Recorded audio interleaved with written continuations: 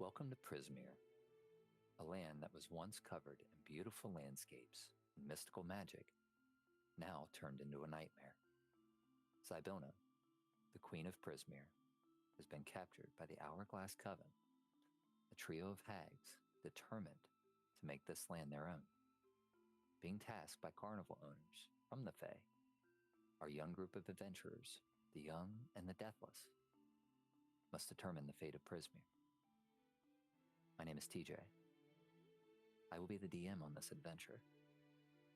Now it's time to meet our players. Hi, I'm Jessica, and I play Vivian Deathwalker, a drow grave cleric with a dark aesthetic. Forced out of her assigned cemetery, she found her way to the Witchlight Carnival and found a strange new home. She's now on a mission to the Feywild to save her new home and colorful family. Hi, I'm Tyler, and I'm playing the character Nivens. He's a Herringon. He is a Way of the Four Elements monk. His story is that he is searching for a lost companion that was separated from him years ago when he met up with this party. I'm Donald, and I'll be playing Sullivan, the human arcane trickster rogue. He's been on a journey for who knows how long. His memory is kind of spotty and is figuring things out on the go.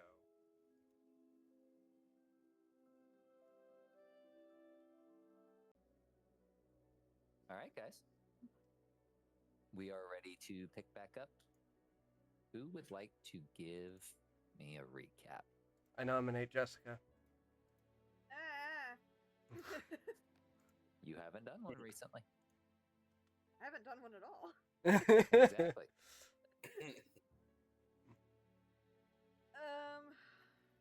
Can't remember what we did.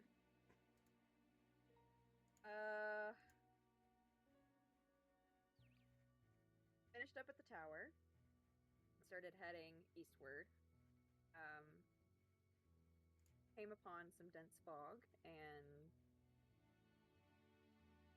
making our way through it, we found a pretty much open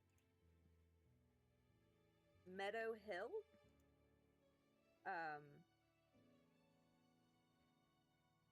Inside the hill was an old battlefield, and as we ventured in, animated armor decided to pop up and just stand there, just watching us as we try to figure out what's going on. We're moving, and they're doing the same thing we're doing. Trying to think of ways to outsmart these animated armor, because they all seem to have something on them that seems specific for us. One of them has a giant stopwatch on a chain. The second Pocket watch. has pocket watch. Sorry, Just real quick, pocket watch. The second one had a scabbard with 2 knives in it, and the third one had a glowing blue light with inside the helm. Nivens and Sullivan outsmarted the armor and decided we're going to try and figure out how we're going to obtain these things without any kind of fighting involved. Nivens decides to mimic grabbing the pocket watch on the chain, holding it out in front of him and dropping it, and steps forward as the armor steps back and gets it. Sullivan does similar, mimics pulling the knives out of the scabbard on the chest and throws it. Yeah, there's like a toss exchange. And They were trying to, Sullivan was trying to give the armor a blade to put in the scabbard. To see what it would do. Yeah, to see what it would do. But then I just used Mage Hand to unbuckle it to make it drop to the Mhm. ground. And then once again stepping forward and obtaining these new knives. Vivian focuses some of her magical energy into her lantern that she carries, or that is on her shepherd's hook, and the the blue light starts to glow with inside the helmet, and so she has the idea to take or mimic taking a helmet off and setting it down, which disassembles the armor. And so the other two do it. After gathering what seems to be, I don't want to say fey gifts, but it seems like that. We do a little bit more investigation. Nivens finds another pocket watch, that seems to have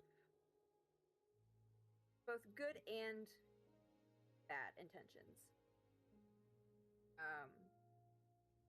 Can't remember what Sullivan found. Armor, studded leather armor that seemed to be untouched, but there was an impact on it. We haven't identified it yet, but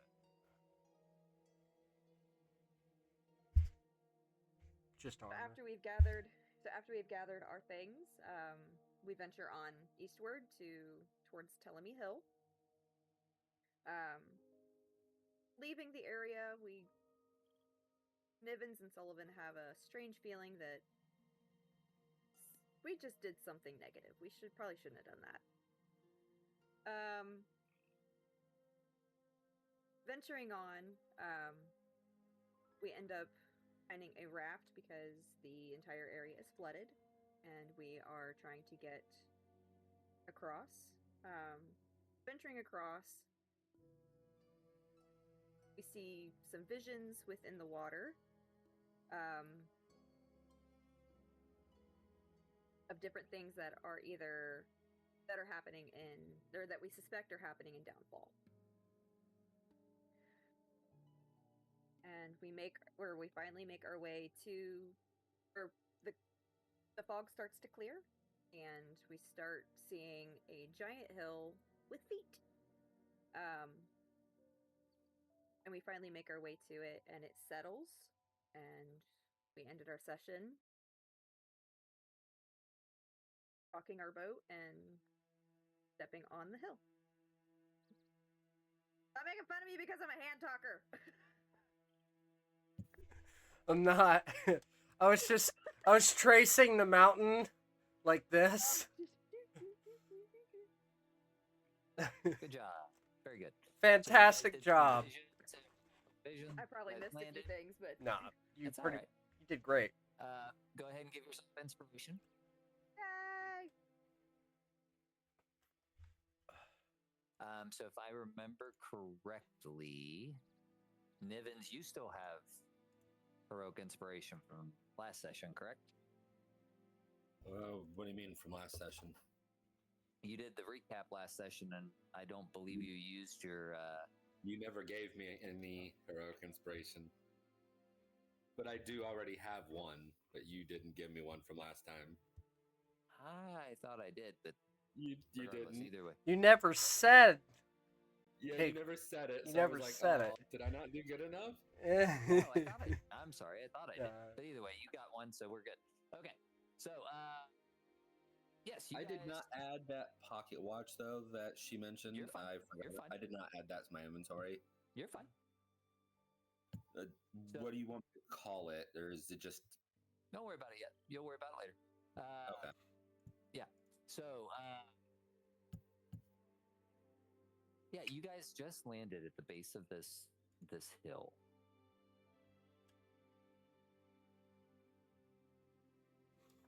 You're greeted by a scent of sweet-smelling fruit. Damp, silvery green moss blankets a gentle upward slope before giving way to a craggy ridge that marks the top of the hill. Dozens of enormous willow trees dot the hillside all the way up. You can see them kind of swaying back and forth in the breeze, but you don't feel a breeze.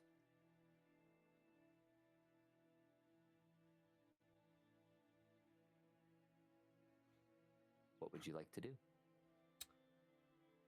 The mountain. Is it moving at the moment? No, it is still seated. It is still kind of stopped where it is. Could be shivering. Why the trees are shaking. I mean, wouldn't we feel that if it was shivering? You don't feel the ground moving. You don't feel anything. So it's seated, so it's pretty much flat on the ground. We don't have to jump. Use some maneuvering. No, right now it is submerged in the water. It was almost as if it knew you were coming and waited for you to climb up. Well, I mean, so it is still sitting there.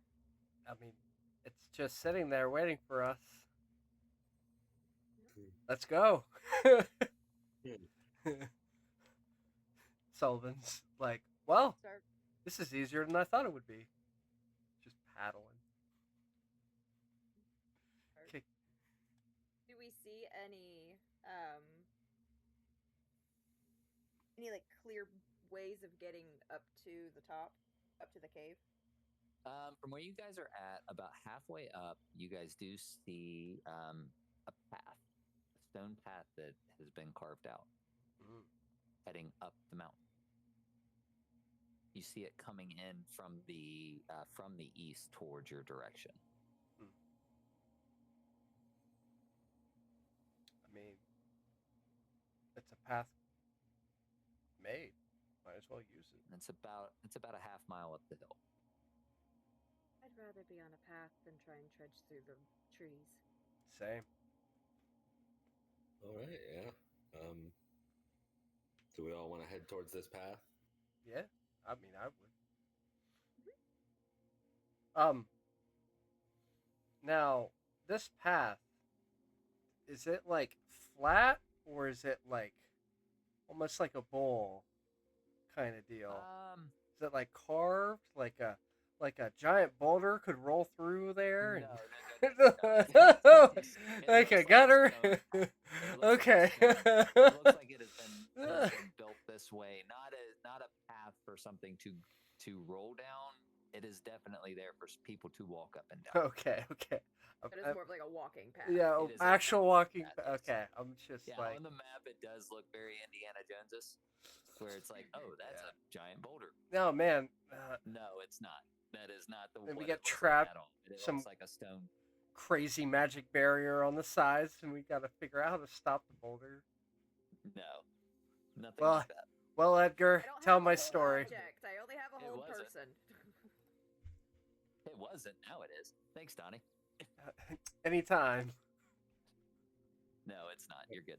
It is. It looks like a stone path. All right. What time of day is it right now? I think last he said was like noon. It was about noon when you guys. Let's see. When you guys got out of the fog, it was about noon. At this point, it's about 2 o'clock in the afternoon. Fair enough. Well, so you guys spent about 2 hours out on the water, kind of looking into it as you guys came along up to the mountain, up to the hill. I'm sorry. I send Edgar up to kind of eye in the sky. Okay. Let us know if he'll telepathically let me know if there's anything kind of. Give me a perception check. Yeah. First roll and I watch it be a bad roll. We don't say the thing. That attitude. That's not bad. Okay. Hey. Not bad. Edgar flies up. So yeah, Edgar flies up, takes a good look around. He doesn't see really anything other than what you guys see from the top. He sees a bunch of willow trees that are swaying from that looks like a breeze that's not there. He sees the same path going up to. He does see something a little bit different from his altitude, though. Looking up, he does see a small opening at the top of the mountain, at the top of the hill.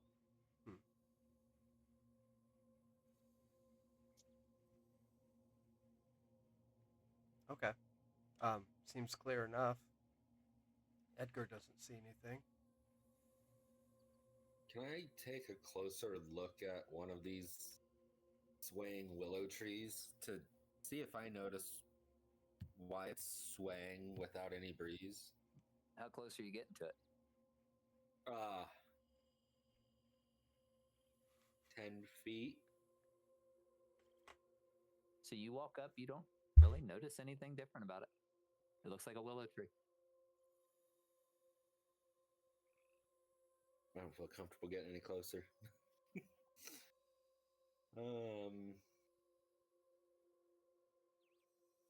Do we want to just start making our way up towards the trail? Yeah. Edgar doesn't see anything. Sullivan starts walking up the trail. Okay. Taking So point. you guys start walking up the trail, and it is littered with these willow trees that are just swaying gently.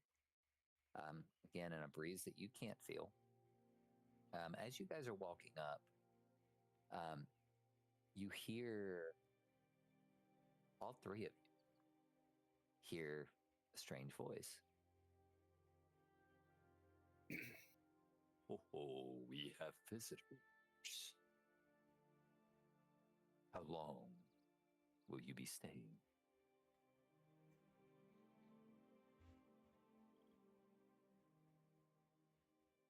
We don't know. Shouldn't be long. We are actually looking for someone. We're looking for help. Oh, help. Well, there's not many here who are capable of helping. But who are you looking for, my dear? We are looking. Go ahead. We're looking for a goblin with many keys. Oh, Jingle Jangle. Jingle Jangle? No, Jingle Jangle. Oh, then you are welcome here, my friend. And as you say that you are looking for this goblin with many keys, you see one of the willow trees directly in front of you start to uproot. Oh, Do it. And turn. And there's a small face in the center. You know Jingle Jangle. Wonderful. yeah. What business do you have with her? Well, we're looking for a key that she may she help has us with. many keys. Not I'm to- sure if that's the help you're looking for, she would be the perfect person. However, she is not in high spirits right now. Oh, what could be? She may not be open to visitors. What could be the matter with our friend? Well, she was out collecting truffles a few days ago when she was viciously attacked by those awful followers of Agdon. Attacked? She has by not left her cave since. Maybe we could cheer her up. I am also a trained healer. Oh, she's okay, but her spirit is down. If you would be willing to cheer her up, we have been trying, but there has been no luck at all. And as he's talking to you guys, you see the other willow trees around him do the same as he did. They uproot and kind of turn, and each face looking at you looks at you with concern, as if they are truly worried about this goblin.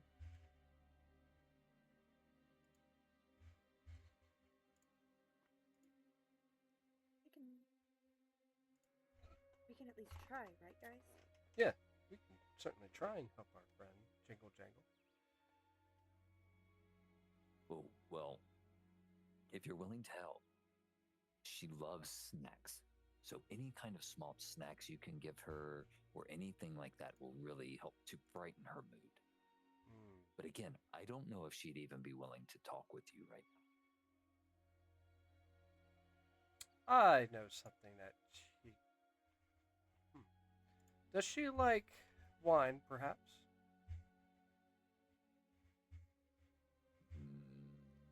I don't know. I've never seen her drink any of wine. Normally it's sweet treats, candies, and things like that.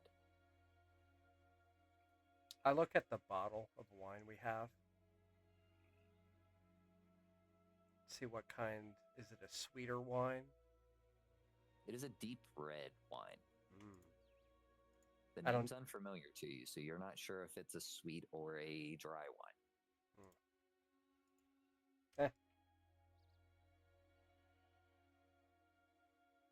Slide it back in the bag. My bag.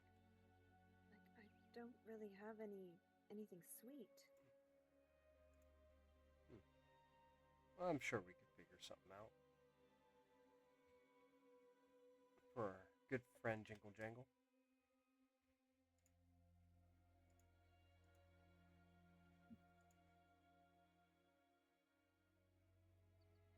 Well, to be honest, she hasn't left her cave in quite some time. And since the attack happened 3 days ago, so she is, I'm sure, very hungry at this point.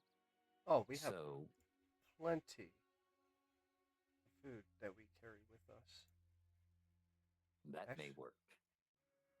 We have some fresh steak we just, in the condo we just, Niven's here carved up not too long ago. That may, you would need to talk to her, but I can only imagine she is very hungry. Yeah. But I know she is also very angry at Agdon and his followers right now as well. Yeah, they're an unpleasant sort. You know Agdon? I know of his followers. They tried to rob us. Oh, if that's the case, I'm sure it's the same ne'er-do-wells that attacked poor Jingle Jangle. You guys do have a common enemy.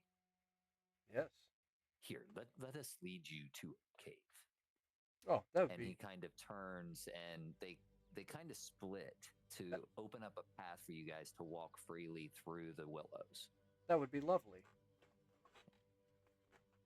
I was nervous because good they brought up Agdon, and I was like, what if she doesn't want to see a heron gun right now? You're not a follower of Agdon, so you're good. She wouldn't know that. Hey, man.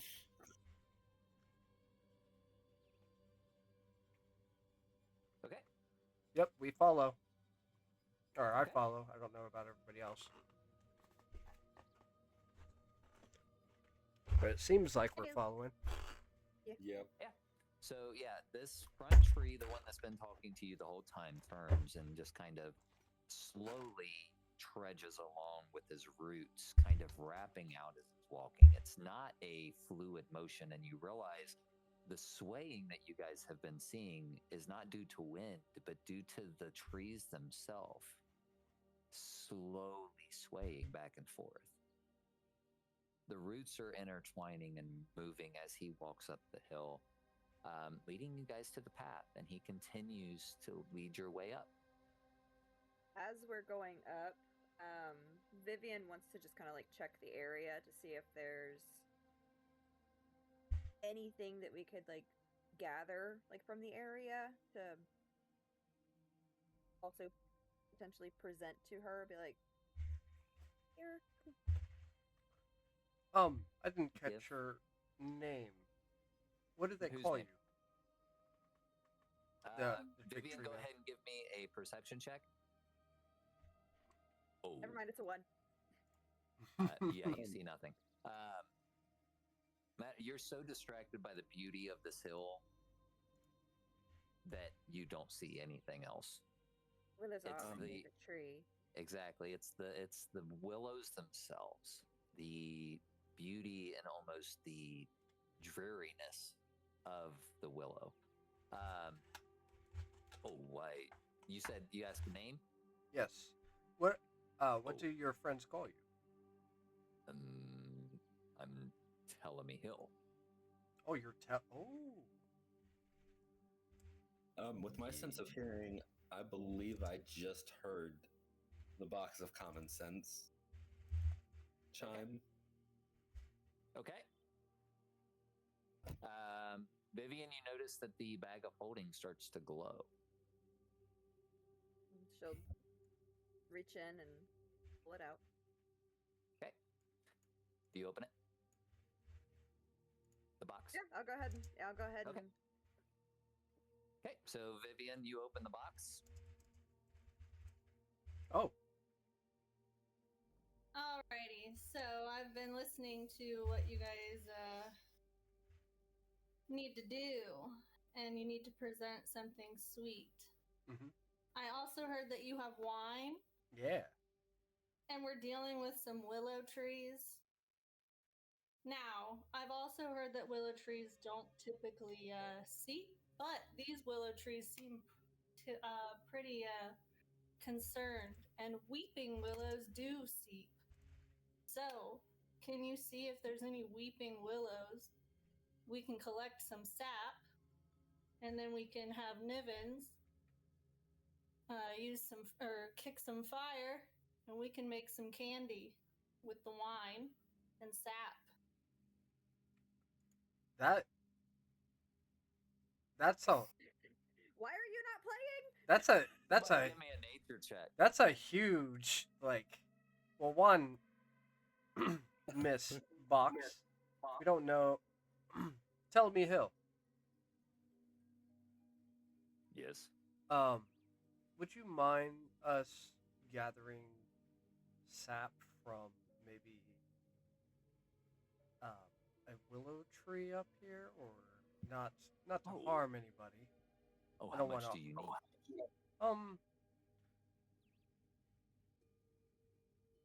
Enough to make some candies. I don't know. The box of common sense here. Do you Run out. How much do you have?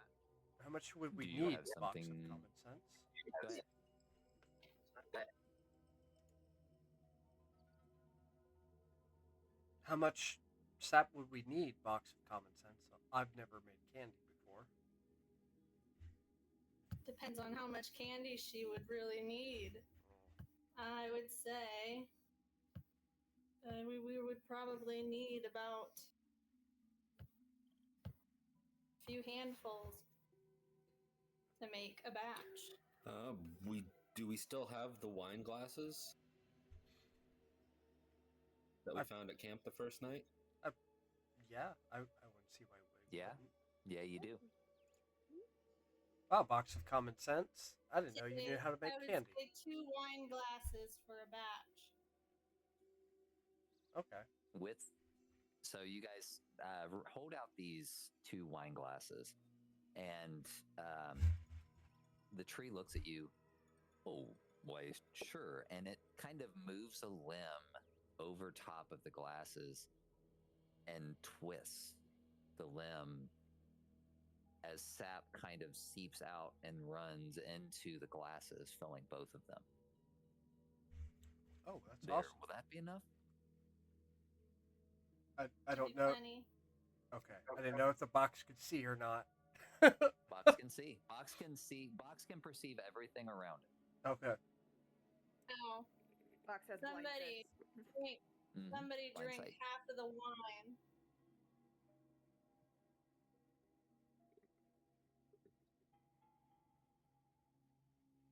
And then pour the sap into the wine bottle. I empty Shake it up. my water skin and put half the Okay. wine into the water skin. Ask if there's any twigs that we can gather. to use for a fire so that we can hold this bottle over the fire until it gets thick. So with that, as the box says that, the willow tree standing there starts to shake, as well as all the trees around you starts to shake. And small twigs and branches fall to the ground at their roots.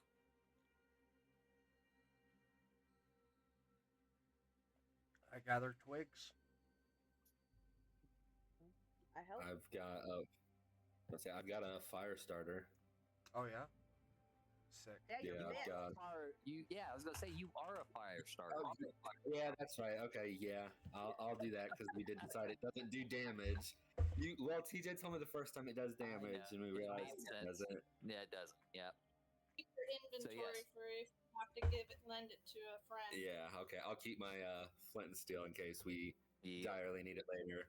But so I'll start this fire. I'm gonna kind of speed run this a little bit. You guys are able to kind of mix all this together, cook it, and make these small round maple type of like a maple cherry flavored hard candies. I'm gonna say each of you has enough to have. You each get 10 of these hard candies. Nice. I was just gonna get the goblin drunk. I mean, we could still do that. We still have half a bottle of wine. Yeah. That was my game plan until the chemist box here. That was fantastic. Yeah, it was I was fantastic. gonna go with the sweet smelling fruit that we smelled coming up. I was like, I I'm don't know where gonna it's go coming ahead from. and stay open for a little bit. I'm pretty interested in this journey right now. But rest assured, if you guys bore me enough, I'm going back to sleep. Awesome. So, Box has some sass. yep. Right now, Vivian, you are holding the box, so you're carrying it wide open. Vivian is going to reach into her bag and kind of start pulling out some like macrame string that she has, and like start crafting something to carry it in, so that way it's not always in the bag of holding. Give me a dexterity check, please. May I aid her? I don't think I need it. I got a Oh, yeah. 20. Oh, nice. Okay. Sick. So, as you kind of I'll go from a 1 to a 20. pull this yarn out, you're able to finesse all the way around it this little ornate yarn basket for it to sit in, and hangs on whoever's wearing its hip, like a shoulder strap, and hangs on their hip. And you have a perfect way to carry that box, common sense, without the bag of holding. And that's just kind of like what she's working on as we're kind of traveling up the hill. Nice. Yep. We have a Mimir. Yep. So the tree is leading you guys up the hill. As Vivian is working on this little string thing, the path does narrow toward the top.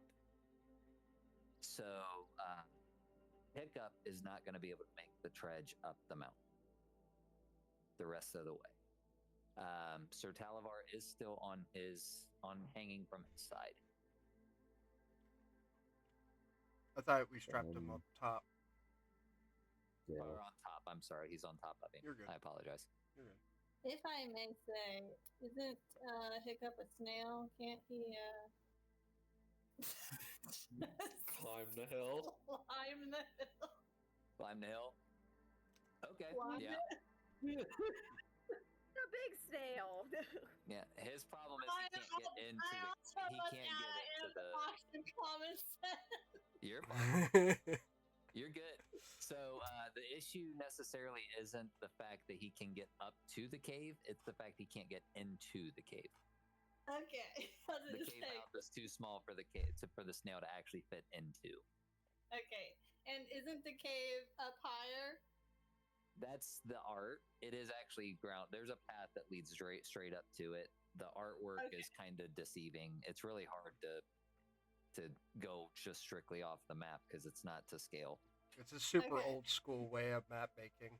Yeah, it's very frustrating when you're trying to do it like this. When you're trying to utilize it the way we are, it's a pain in the butt. It's okay. But yes, you guys are coming up to the mouth of the cave, and you realize that Hiccup is just a little bit too big to fit through there.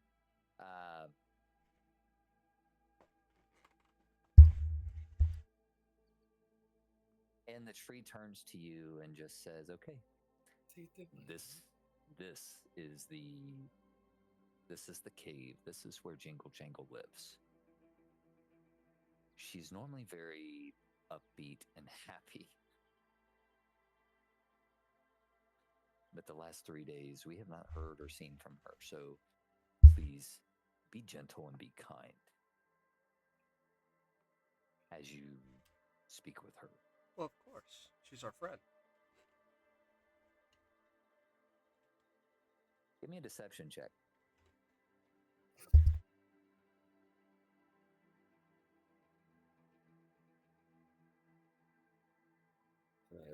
You said, did you say that in character?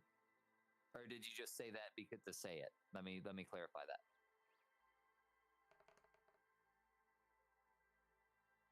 Okay, so yeah, you say my friend as if you know her, and he believes that you actually know her and have met her. So he opens up and just allows you guys to walk directly into the cave. Opens up the mouth of the cave for you guys to walk into. Thank you, my friend Telmy Hill. Oh, you're quite welcome. Please let her know we're worried. We will. And he kind of, as he says that, the face kind of molds back into the bark as the bark solidifies. The roots kind of dig into the ground, and it goes back to just kind of swaying. Well, friends, let's check on our friend. All right. I'm gonna slowly enter this cave. Who's going in first? I can. And our Is it dark in Are here? we My bringing in- friend is going into a cave. what? Is the cave dark? Is the cave dark? There's a dim light from within the cave. I'm fine then. Yeah, there's a dim light from within the cave. It looks like you can hear sounds in there, but it's definitely darker than it is outside. But there's a dim light. There's nothing to worry about as far as not being able to see. And did we agree on bringing in Sir Talavar with us? I don't think it was discussed. I was just gonna 'Cause, I mean, go he does in. have the key. We need to know which key. Yeah, but my thoughts were leave him out there just in case they have bad blood. Yeah, that's what I was thinking too. Yeah, because But how do we know which key? we gotta butter her up. Ask her what key. Yeah, there's a small little 20-pound cage that is little, we'll Takes a figure it out magic as we key. go. Yeah, it takes a magic key. We could borrow or have her use it Yeah. real quick. Okay. All right. You know, I'm on game with that plan. like she can keep the key because she's, probably obsessed with keys and stuff. Just use it once. Yeah. And bring it right back. Yeah. Vivian, that sound good? Yeah. You guys are the experienced adventurers. I am not. Oh, so Alright. you're just going to leave me out here with this creature? Momentarily. Do you want to go in? The sooner I can get out of this cage, the better. Yes, but We want to make sure that we are. What is your relationship with Jingle Jangle? I know she trapped. I know the hag trapped you in here, but I don't know your specific relationship with Jingle Jangle and her. I do not know her. She simply stole the key from Bavlorna. I Ah, have no bad blood toward her. okay. Well, you want Possibly to? common enemies. Yeah. If you want, yeah. If you have no bad blood with her, might as well bring you with. Of course not. If she has the key to free me, I will thank her. I didn't know if she was a minion or not of Bablona. I would assume that her minions would never steal from her. I didn't know. I didn't know if she was a keeper of the keys or not for Bablona. Right, I guess I'll jump up there and grab him down. All right. Okay. So, are heading in at this point? Yep. Who wants to lead the way? Sullivan. Go for it, Sully. All Where's right. Edgar gonna stay? Probably hop up on the opposite shoulder of Vivian. Whatever the whatever the lizard isn't on, or the gecko. I'm the animal babysitter now. You should be the one to present the gift. Oh, right. So as Edgar lands on Vivian's right shoulder, you see the white eyes on her left shoulder slowly descend and fade as from underneath the crow on the right side, you see the eyes begin to pop back up again from the shadows. And suddenly, you see Caligo leap out and grab onto the leg of Edgar, scaring him to fly off.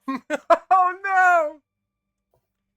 Caligo perches back up on Vivian's shoulder and gives a smug little shake. He's territorial. This is my shoulder. Into the shadow, and you guys see the white eyes pop back up on the left shoulder. Fine, Edgar, I'll come up on my shoulder. Territorial. Territorial gecko. Mute, Okay. I should say. I have another suggestion. What's up, old box of common sense? So this goblin, she's upset because she was attacked, correct? Yeah. And who was she attacked by? Agdon, Longscarf, And Brigand Prince of Prismeer. Who are Hair and guns. So I believe that Niven should follow in the back, and I also believe that Niven should present the gift after you guys explain why we are there and that we mean no harm, and explain that we do have Nivens with us. Well, yeah. And that he is not A follower. affiliated with the people who attacked her. Mm-hmm. And I believe that the gift coming from him would mean more. Other than Niven's presenting it, that was kind of the plan. I like it. Okay. So, who, Sullivan? Yep. Making Maybe introductions. So you guys kind of walk into the cave. Sullivan, you're going first. As you guys step in, you notice it descends. It goes down. Worn steps lead down into what feels like a cellar. It's chilly, and you detect a subtle scent of iron in the air. From a distant spot within the chamber, sputtering candles illuminate to a multitude of keys dangling from tight strings that crisscross the walls. hundreds of other keys lying strewn across the floor, the ceiling, everywhere your eye can see. As you take in the scene, you hear the sound of keys jingling as a goblin emerges from the dimness. She wears a coat lined with metal keys and carries a flail that has padlocks for heads. She manages a faint smile. And says, Oh Hello. "How might Jingle Jangle unlock a bit of happiness in your lives today?" Well, Jingle Jangle, we've heard that you've been feeling down lately. we Oh, we learned that you were recently harmed by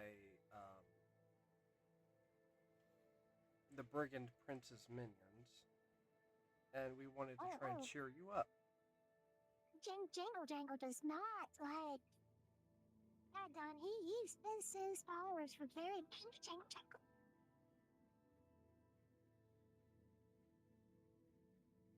Say he took your keys? No, he took my truffles. Oh, his He took truffles. the wax. Sullivan frowns at this news and reaches into his bag and, well, Jingle Jangle, we were hoping to be, good guests of your home and present you a gift to cheer you up from this wretched news of you being harmed by the brigand prince's minions, as he has attempted to harm us as well. A gift? Yes, A gift? yes, A gift for Jingle Jangle? yeah. And she starts to kind of hop up and down as you guys are talking about giving her a gift. I reach into and get all 10 pieces of the candy that I have and hand them over to her. Or She reaches out and takes them into her hand. it's Oh, candy. this Jingle Jangle's so happy and She pops one right into her mouth, and her face lights up with joy, and a big smile crosses her face, and she's just hopping back and forth in a circle, just of pure joy. oh, Jingle Jangle got a gift. This is so nice. I haven't gotten gifts in such a long time. Jingle Jangle has to do something back for you. The rules say I have to give something back. Well- What can Jingle Jangle give? Well, my friend, we have a friend that has an issue. He is currently locked in a cage, and there's no keyhole or anything. And we heard that you are a grand collector of keys. Probably the best collector of keys in all of the Feywild. Oh, yes. Jingle We, Jangle. we were Please, hoping Jingle Jangle. we were hoping that you could possibly help us with unlocking this cage that our friend is trapped in. Oh, Jingle Jangle can try. Jingle Jangle loves keys. Jingle Jangle, the Flora fixed me a long time ago, and now I love keys. And a matter of fact, I got one from Jingle Jangle got one from her not too long ago, and Oh. she had a weird cage with her. So, hold on. And as she's talking to you, she turns and runs back into the corner, and starts just rummaging through keys, throwing them back over her shoulder. As Jingle Jangle knows it's here. Jingle Jangle just knows it's sitting here somewhere. as she's tossing them around, I'm kind of picking them up and then setting them up, kind of in a nice, organized way on like any kind of flat surface. Ah, yes, Jingle Jangle found it. And she turns around, and it's this very ornate silver key. Doesn't look like anything else that she has. Everything on her is gold. Most of the stuff hanging on the walls and on the ground and on the ceiling are more of a bronze or rusted. This one definitely stands out. This is the key jingle jangle down on Florida. Oh, Bavlorna. Ooh. She's a dreadful sort. Oh yes, Jingle Jangle knows Florida. Jingle Jangle made a mistake a long time ago talking to her.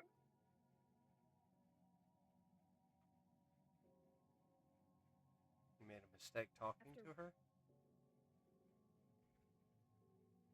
Yes, you see, Jingle Jangle has not always locked keys. Oh, yeah? No, Jingle Jangle has not always locked keys. Jingle Jangle used to be scared to death of doors, being locked behind doors. Could never go into a room with a closed door behind. Jingle Jangle was scared to death. So, Jingle Jangle heard that Florida could help. So Jingle Jangle went to Florida and asked Florida to take away Jingle Jangle's fear of doors. And she did. But now I have to collect these keys. No matter where I go, no matter what I do, I have to collect keys. It's just part of who I am now.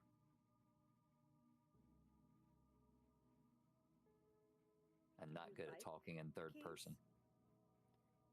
Well, Jingle Jangle loves keys. Jingle Jangle loves keys. They're Jingle Jangle's most favorite thing in the world. are you happy with this? Oh, very, Okay. very happy that Jingle Jangle has keys. I'm very happy that Jingle Jangle has friends like telling me help. The Jingle Jangle is still very sad about and Jingle Jangle is very concerned for this area. This area? What's happening with this area? Other than Bavlorna taking it over. Well, that's what I'm talking. That's what Jingle Jangle means. It's the hags. Yes. Jingle Jangle used to be able to go all over. But now Jingle Jangle's stuck here with Telemio. Telemio used to go all over places. Yes. Sometimes we would even go to the material plane. Oh. But now we're stuck.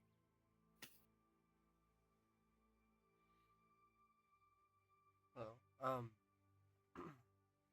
we're hoping to try and. Can you keep a secret? Oh, Jingle Jangle is the best at keeping secrets. I missed that. Jingle Jangle is the best at keeping secrets.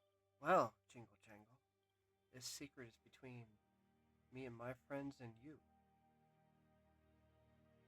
We're trying to bring back the old queen of Prismeer. You're trying to bring back Zadonia? Yes. Oh, that's wonderful. And with that, she starts dancing. You can hear the keys just jingling and jangling as she's dancing around, and suddenly she stops. Oh, if you promise that you will. Oh, Zadonia? Jingle Jangle has something for you. Oh. Yes, I promise. You all promise?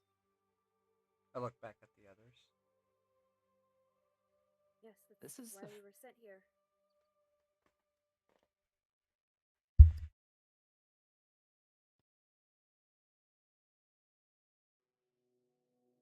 Even your friend in the back. Yes. He's Yes. not with. He's not with No, he is not with. Gun.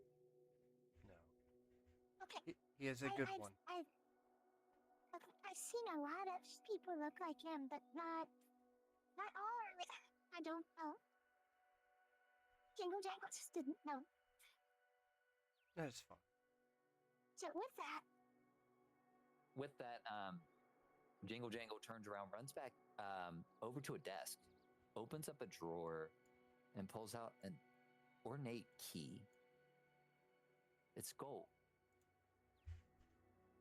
but it has a small blue sapphire built into the base of the key. And she runs back over. if you promise that you are going to help Sidona, I will give you this key. I've heard that it's very special. That it will get you into a specific place to help.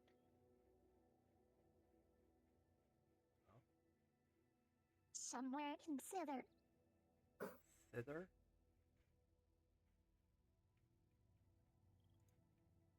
And if you don't mind me asking, where are we? Jingle Jingle's cave. What land do we reside in at the moment? Like, what portion of the hag's territory? Oh. Jingle Jingle didn't understand. This is thither.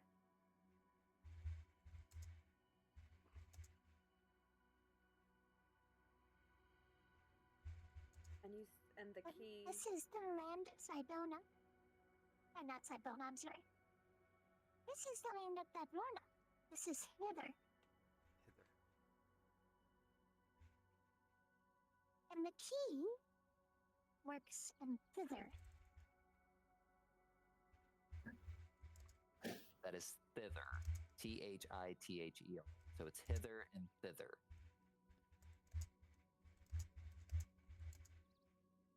Well, that's.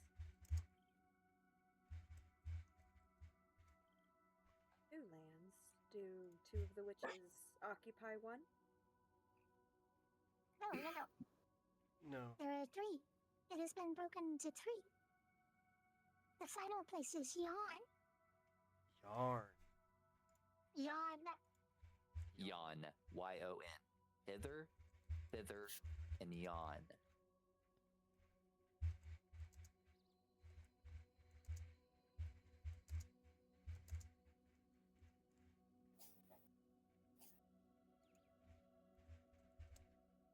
I appreciate the information.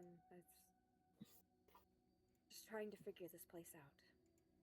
Sorry, I was looking something up for you. I just Yes. thanked her. Thither is ruled over by Granny Nightshade. Ah. And Yon is ruled over. Like, I just said it.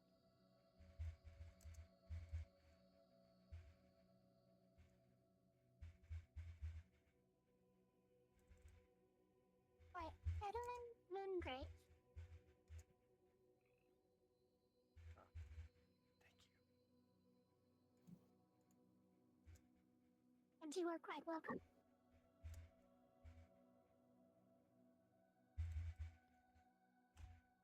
She is excited. She's standing there. She is just so excited for the news that you guys have just given. Oh. But if you are going, you must. There's only one way to get to thither from here. And I don't know that way. Jingle Jangle can't help you there, but Jingle Jangle does have a friend who can. Who's this friend? Jingle Jangle's friend's name is Copperclaw. He's a scarecrow. Ah. I look at Nibbins. Downfall.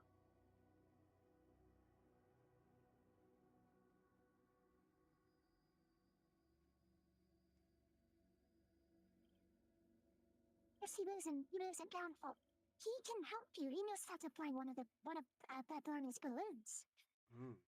And Jingle Jangle knows that he can get you there.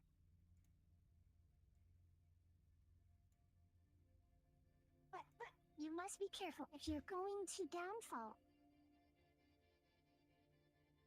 You're going to have to go through the Brigand's Tollway. Ah. Agdon's Tollway? It is where him and his His brigands thieves. are.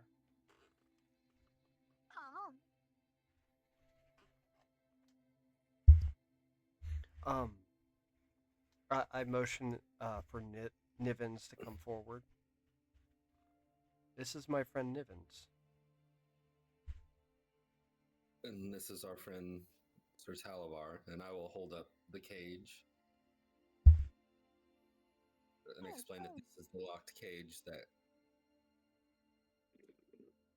has no keyhole. Here. Wonderful, let me try. Let Jingle Jangle try. And Jingle Jangle takes the key and moves it forward. There's no lock anywhere on the cage. As you guys know, you've looked at it, there's no lock there. But as the key gets close, the cage itself begins to glow, and from the top of the cage, it begins to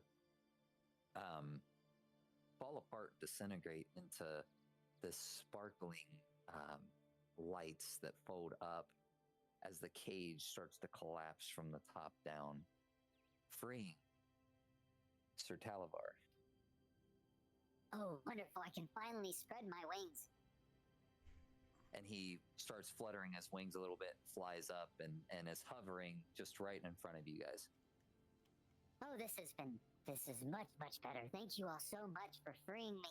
Oh, And he stretches. As he's stretching.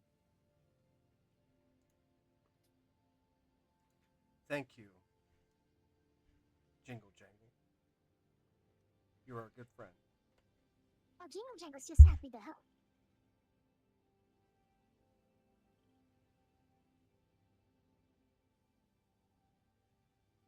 Sir Talavar, you did say that you had information that could help us once we got you free. You are now free.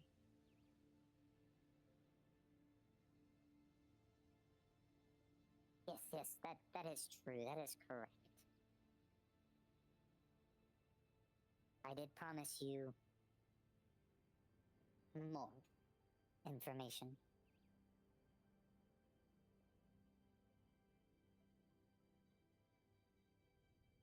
You see, I know exactly how the hags have taken over this land. They used ancient magic to freeze Idona in time in her castle. They used an ancient magical artifact called Igwil's Cauldron.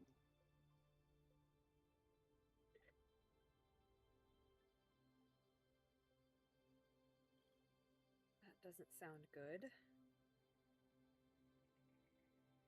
No, it is quite the powerful magic artifact. That's so awful. I'm freaking out over here. Is there a way to break what has been done? I do not know. I was trying to return home to tell my queen so we could come up with a plan. But I do not know. Well, you are free now.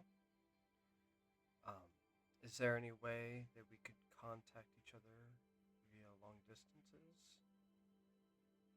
Unfortunately not. But if I am able, I will send aid. But first, I must inform my queen of what's been going on here. On your honor as a knight? On my honor as a knight, a man, a dragon, whatever you call it, I will send you help. You have freed me this day. I swear I will repay this debt. He nods. And we shall be And as you allies in arms.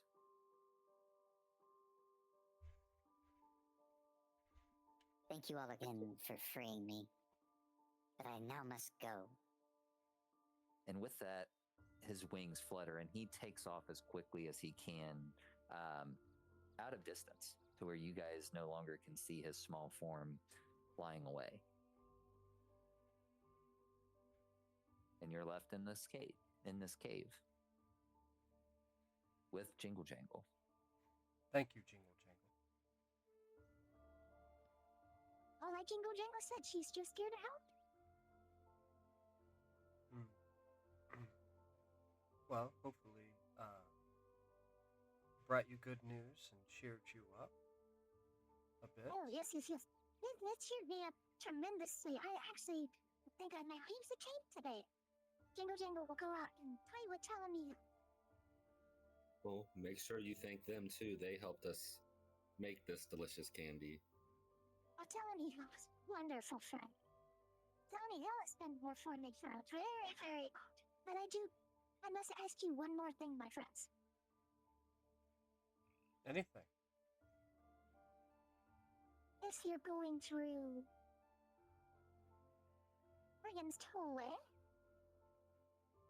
please teach Agdon a lesson for me. Jingle, jangle, jingle, jangle. Really thinks that Agdon should pay. Oh. We have many lessons for Agdon to learn. Oh, wonderful. That will make Jingle Jangle very happy. I'm sure Nivens can probably get a punch in your name.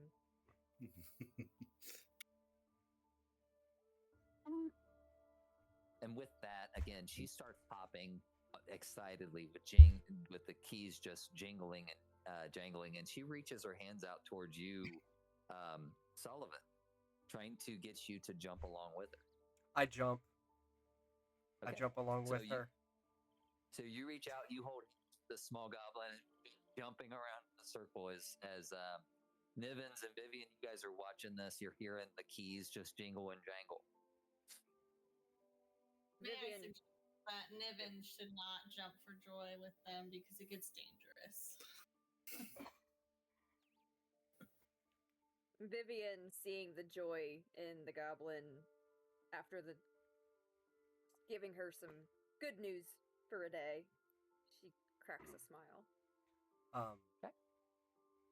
Sullivan, when the jumping is done, he will hand her the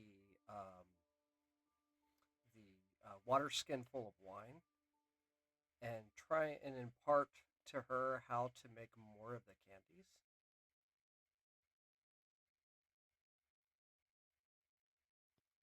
So she can know how to make more sweets for herself.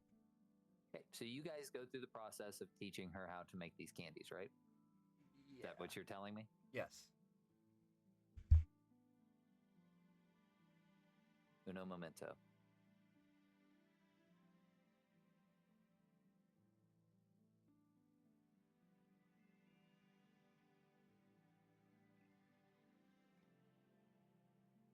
Jingle Jangle's so happy. Jingle Jangle to make this wonderful candy. It's fantastic. Hold on. Jingle Jangle cannot let you leave without one more gift. And Jingle Jangle again starts rummaging. Instead of looking through boxes and things or anything around, she starts rummaging through her pockets. And she pulls out a small lock.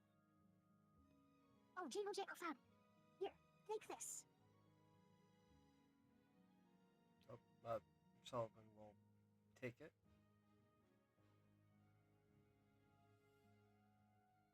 Sullivan, please add a lock of trickery to your inventory, please.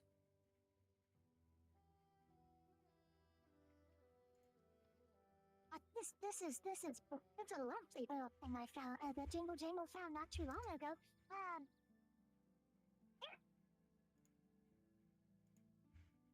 Oh. Okay. That should be an item. You Yeah. can add to your inventory. Yeah.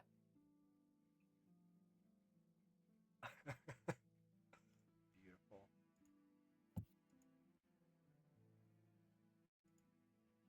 Okay. You guys are in this cave with Jangle Jangle. You guys have freed Sir Talavar. You have completed that little side quest, and you have now learned about your new destination.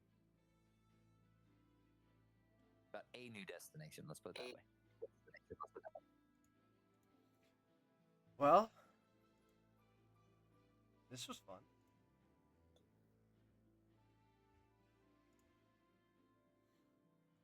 What next, everyone? To Vivian, I want to see if I can do this. I want to try and bend the rules on something real quick. Okay. Ooh. Vivian wants to go out and go down the hill a little bit and kind of find a patch of grass that is just like amongst the trees. Okay. And she'll kind of settle down, start pulling stuff out of her bag, setting up some kind of a ritual. And I want to do a ceremony as kind of like a blessing of the land, like as protection from any unwanted foes, like just, or even like to give like an extra alarm or something. But at least for like a few days.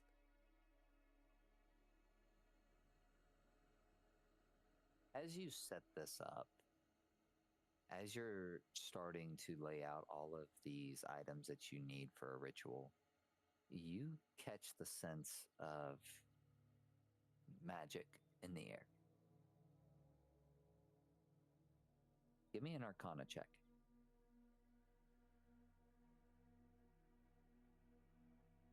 At one extreme and the other, so let's see what we did. It's not bad. It's not bad.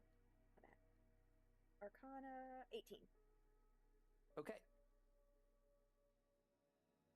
You realize that this hill seems to already be protected. There's already a sense of magic here protecting the land itself. So then, with that confirmation, she kind of feels a little bit more at ease. She's like, okay, Jingle Jangle is protected here. Just meet back up with the group and... Okay, so you guys have all exited the cage, or cave? Yep. Yeah. He gives one more wave goodbye to Jingle Jangle. Okay, so as you guys come out of the cave, waving back to Jangle Jangle, Vivian, you come out to set all this stuff up and realize this place is already protected. As you guys look around, you notice all of the willow trees have uprooted. Not just the few that you had saw up walking up the hill.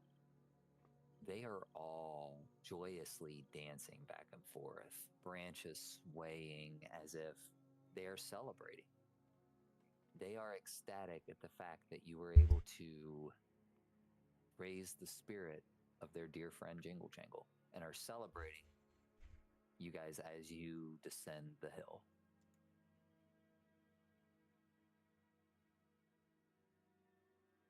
I think we did a good thing. We did.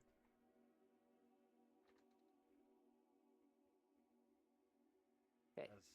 So there is a path down the hill heading north. So you have two directions you can head when you come out of the mouth of the cave. You can either head towards the south or towards the north.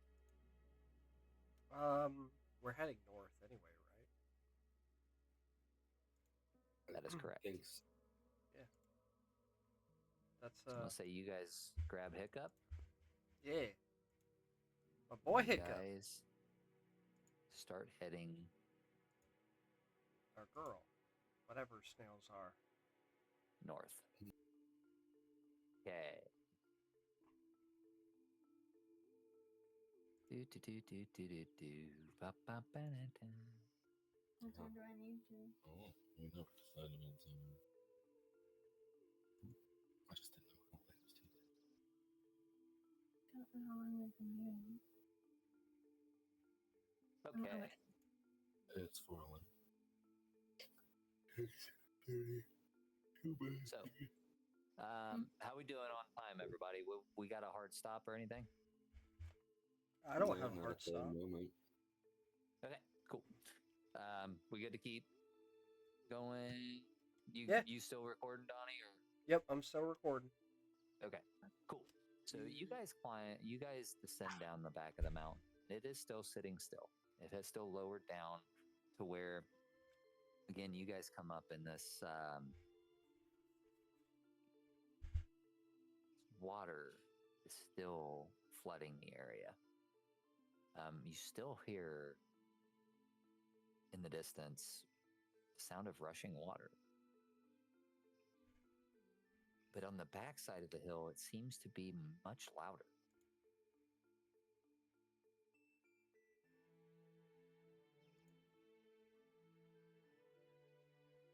Can we tell what direction it's coming from?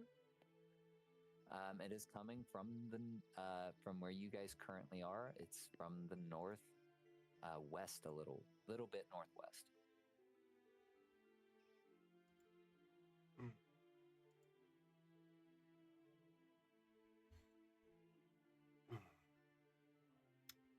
I'll have Edgar fly up in the air. And Edgar's so useful. he is. And just kind of fly up ahead and see if there's anything strange. How far ahead? At the max, 100 feet.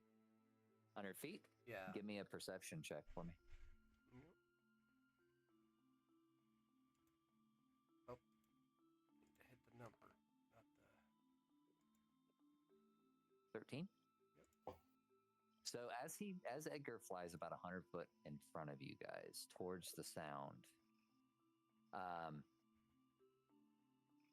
he can see off in the distance what looks like a geyser blasting up into the air.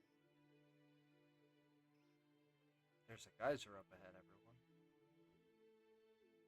everyone. Like water shooting. That explains why it's flooded. Yeah. But is this directly the hag's doing? Or is it just a side effect of the hag occupying the land? Should we check it out? We can. What do you think, Nibbins? It's worth taking a look at. All right.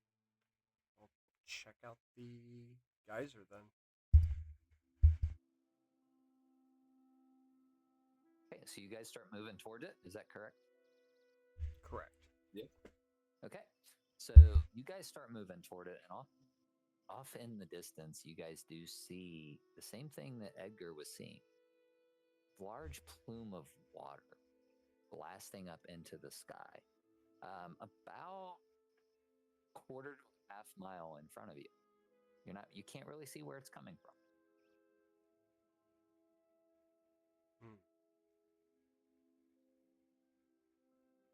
And I will say, the water you guys are standing in is about 2 foot deep right now. Is it warmer? Like, is it pretty No, hot? the water is not any warmer. Okay. As you guys are moving through this water, it is not getting any warmer or any hotter.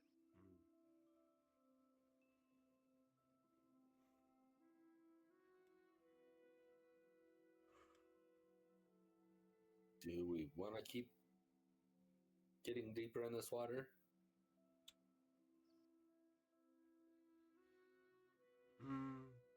Probably. I mean, Oh, go ahead.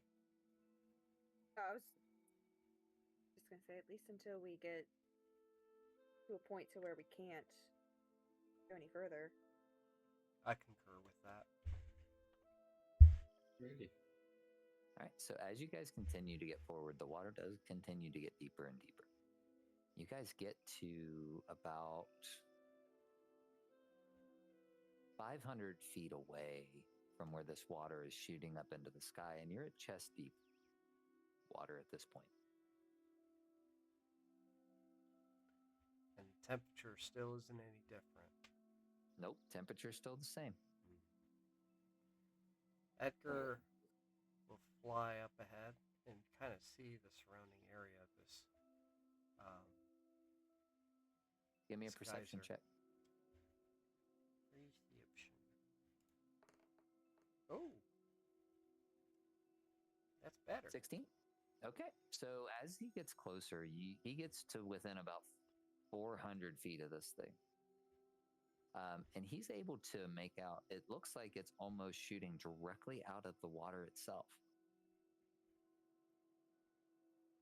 But it's not just water. He does see 4 pillars around the geyser and 3 figures standing close to it. Is there? The- What's the description of these? Is it too far or? Too far, you can't make it out. Can he get a little closer? Nope. 100-foot range. You guys Well- will have to get closer. Well, hell, he can go further than 100 foot. That's just the limit of the telepathy between us Oh, okay. and the eyes. But he can go in, He look can at go it. look and come back. Okay. Yeah, yeah. So how close does he get?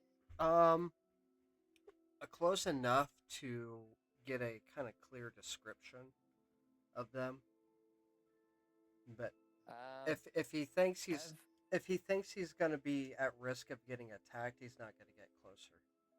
So give me a stealth check. Okay. Stealth. My stealth or the bird stealth? The bird stealth. All right. Let me get Edgar's. Yeah, for this, I'm going to have Oh. you use the bird stat. Right. It is, I can tell you in just a second. There we are. Dex is +2.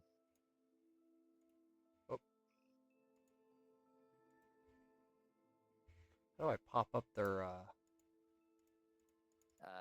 If you click on their logo, there should be a view stat block option. At least there is for me. I don't know if that's on your options or not. Could you make him into a companion for me? I can. Okay. I think it won't let me do that unless. Yeah, so right now your dex is a 14. Okay. So +2. Is he proficient or Mhm. not? No. Okay.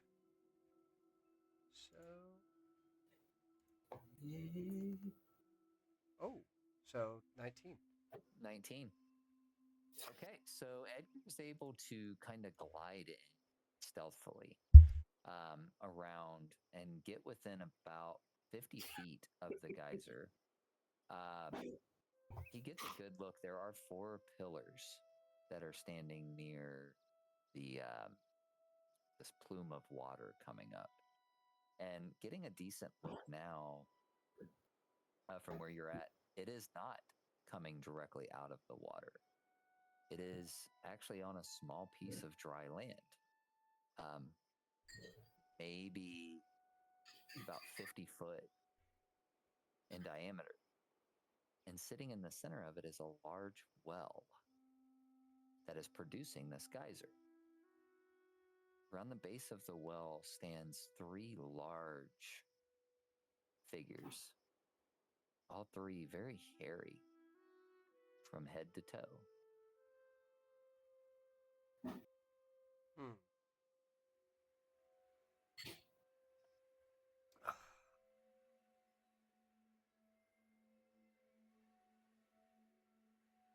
Edgar will come back. Report that to you, Sullivan. Yep. So from Edgar's good work, 3 of these hairy creatures. I relay all the information to everybody. Mm-hmm. I don't. They may be minions of Babylona. I wouldn't see why.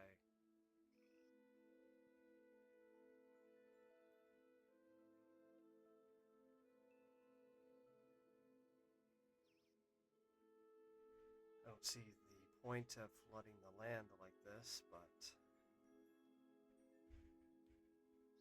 Well, it doesn't. Would it? Would this be? I know this is gonna sound weird. Would this be natural in the Feywild? Like, because trying to get what Say this I'm again? used to. Would this be kind of a natural ongoing in the Feywild kind of thing? People messing with like weird stuff to kind of change the environment like this. Yes, this is common in the Feywild. You Okay. and Nivens would both know that people manipulating the landscape is not Because I know this would benefit the bullywugs. More marshland and more water. I don't know if this is a good or bad thing. But I don't know if they would be minions of Babylona or not.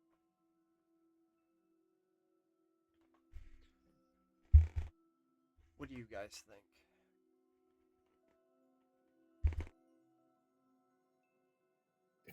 Is there anything floating around that we can see? Was there anything? that you guys can see from where you're at. No, Edgar would have seen. The bugbears were actually trying to get something out of the geyser. These You hairy couldn't make out what it was, but it looked like they were trying to get something out of the geyser, out of the water itself that is blasting up into the air. Okay. Do we want to make contact with them? I feel like we're gonna get mugged again, but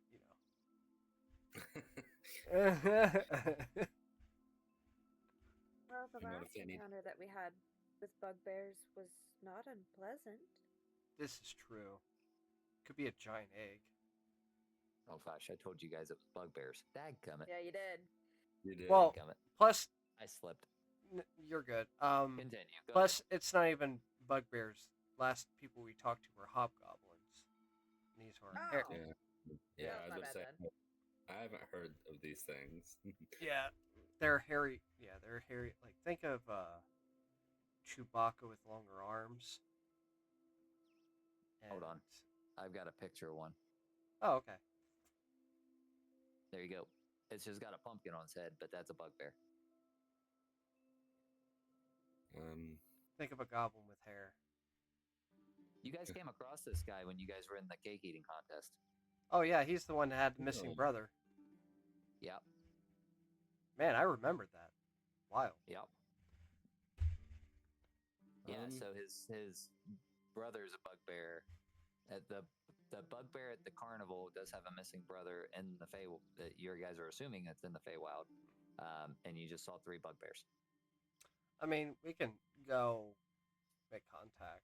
Hopefully they don't, attack us with the geyser. yeah, I Up mean, to you guys. it's worth a shot. What about you, Vivian? What do you think? I mean, I don't want to assume that everybody is on her side. I mean, we've found a few that are not. This is true. Well, I guess we'll begin to make our way over that way. Unless we need to make a raft or something to make our way up to them. No. So as you guys are walking from where you're at, you're about 500 foot out. It does get a little bit deeper. It gets up to about your collarbones. Ooh. But as you guys start to get closer to where this geyser is coming from, you feel the ground start to slope up. And slowly the water starts to go down. And you guys are about 100 feet away from the shoreline. And you're about thigh depth in the water. You can finally see the well.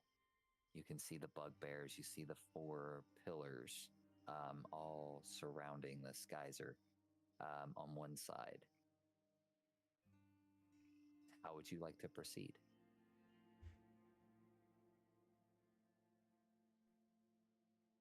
Well,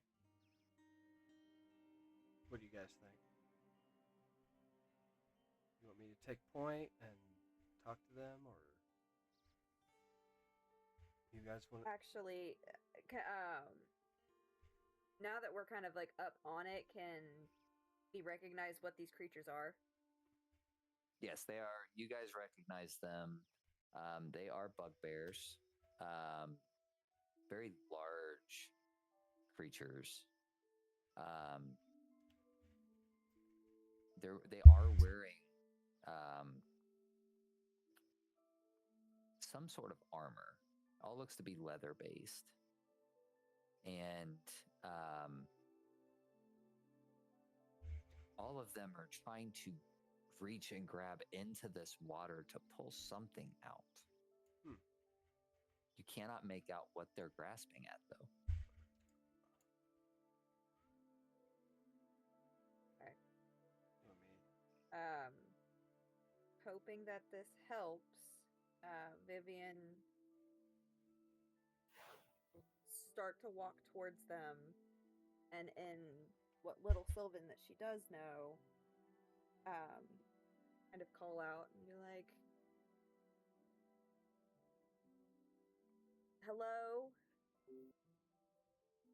You guys look like you're or not, no, I don't want to say that. Do you guys need any help?" Hold on a second. Before you say anything, how close are you getting to them? And then are the other 2 joining you? Are they following you, or are you just walking up by yourself? Sullivan's going to be walking in step with her. Okay. Nivens? I'll be walking with him. Okay. And how close do you get before you start speaking? You guys were about 100 foot out. You were about thigh deep in the water. You were about 50 feet from the shoreline. I'd probably go till about maybe 20 feet from the shoreline and raise my voice with thaumaturgy, when so that they can hear me. When you guys break the shoreline, I need everybody to make me a perception check, please. We didn't break the shoreline. Yeah, you did. You were 50 feet from the shoreline? From the shoreline. Oh, I don't want to go on 20 feet from the shoreline. You cast thaumaturgy. You let out this message. And they all turn to you, not really sure what to do. None of them really speak.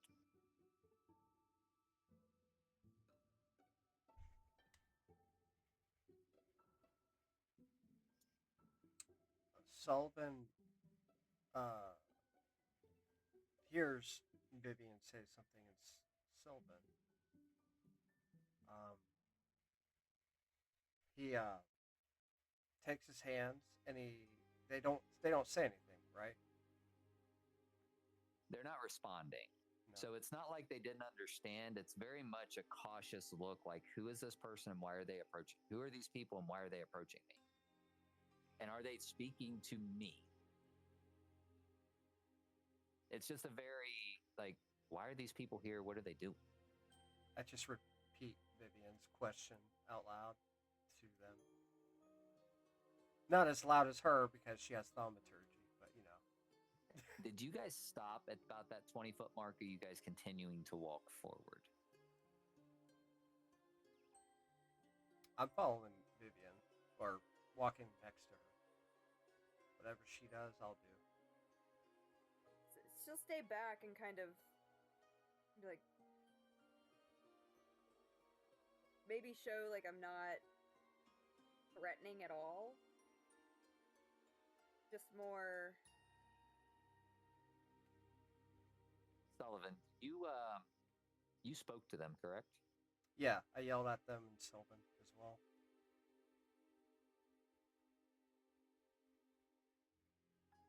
Hello. That taste. I know it. Why are you here?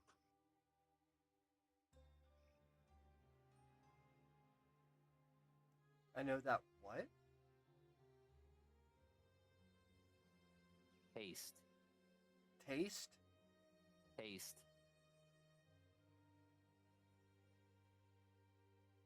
Haste? Taste. Taste. Taste.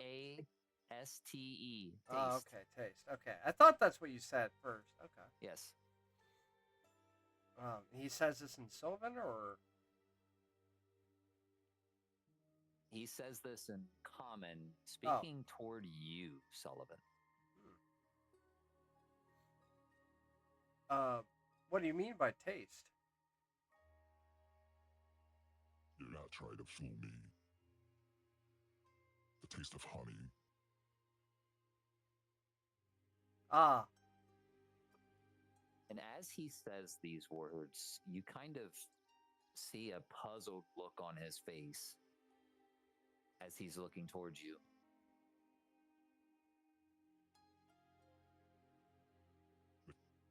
Wait.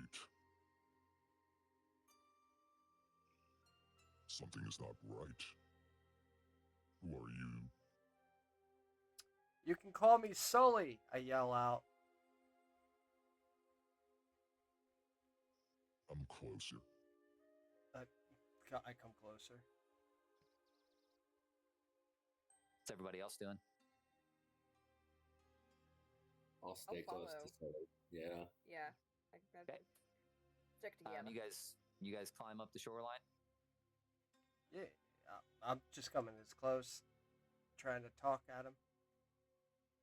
Okay. As you guys cross the shorelining, everybody to make me a perception check, please. Ooh, yay. Perception. I am great at that. Oh, I guess I am great at that. Please, let's check.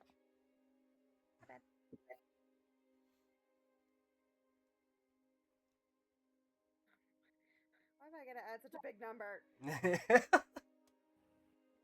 21. It's an odd number. It's funny because I rolled 21 too. And you're like, why do I have to have such a big number? You rolled low. So as you guys step out onto the shoreline, you hear the rushing water going. You hear this bugbear bark this order. But you all faintly hear, over top of it all, some small voices. Help us. Please, stop them. They're trying to steal us. Take us away. Please don't let them. This isn't common. As you guys step onto the shore, you hear that as you're walking towards the bugbear.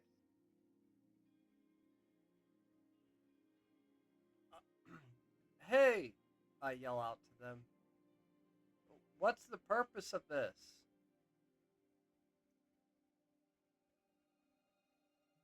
You are disturbing us. We get to ask the questions first. He shrugs.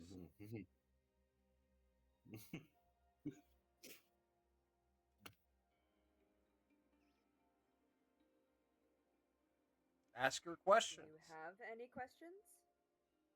Are you guys are still walking towards them, so Yeah. we need to know, are you guys walking all the way up to them? What are we doing here? I mean, Vivian slows down a little bit. I'm sauntering up. Define sauntering, sorry. It's a leisurely walk and no hurry. It's a Okay. stroll. Yeah, All it's right. very, very easygoing kind of walk. It's like I am not in any hurry. Pretty much Why what are you here?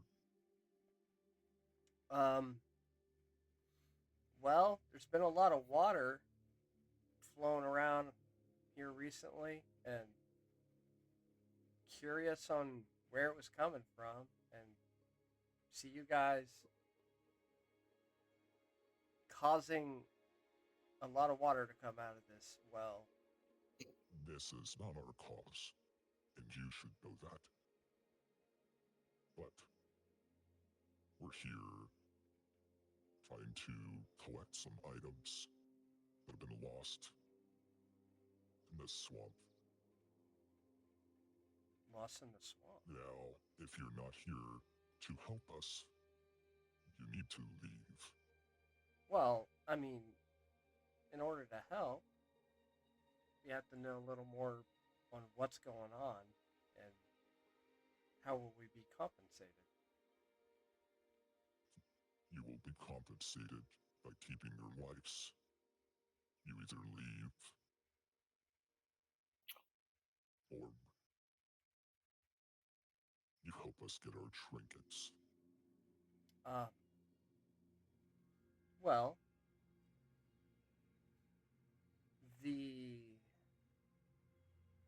I wonder what Babylona will say about this.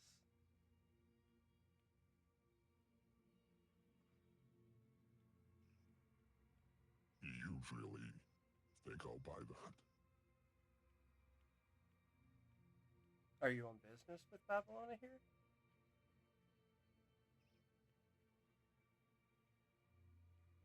I'm done with this conversation. You need to leave. While He steps forward towards you, I'm still and sauntering. all of you hear Stop them. They're trying to take us. Don't let them. Keep us safe. I don't even know what these things are. I know Are they're we hearing this come from them or from in the well? you can't hear where it's coming from. Okay. Can Vivian do an insight check, or just use her 17 insight to kind of figure out?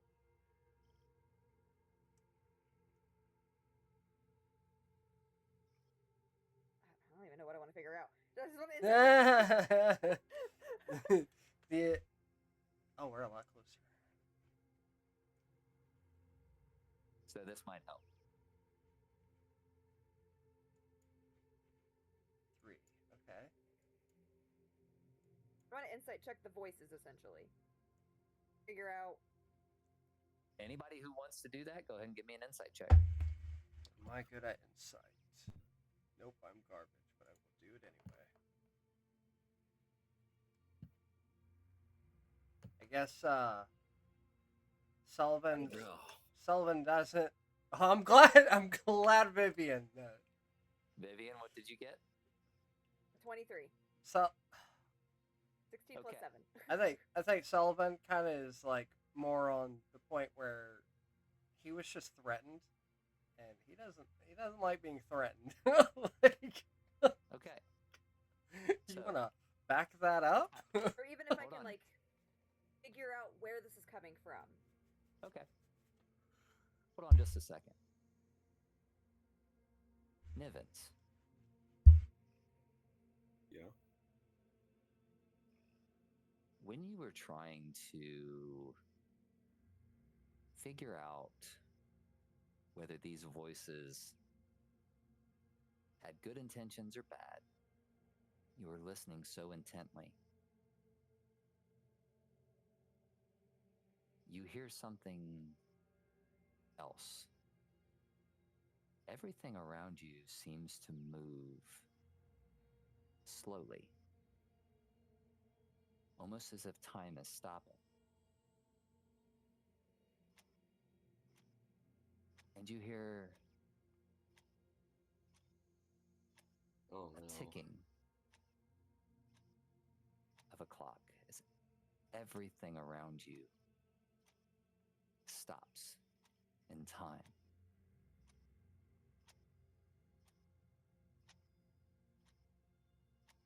Everything like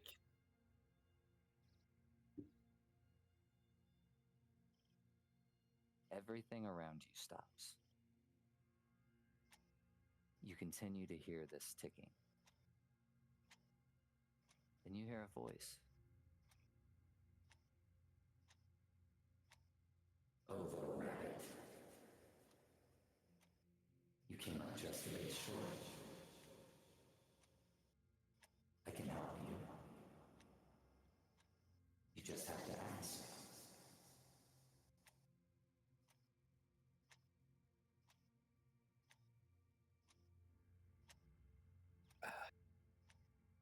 I assume this is coming from the pocket watch I picked up earlier. You don't know.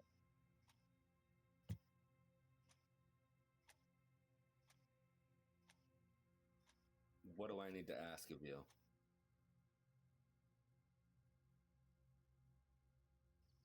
Just for help. That's all.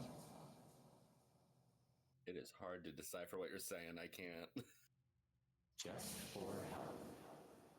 That is all. Just for help. Anytime you fall short, and I'll be there.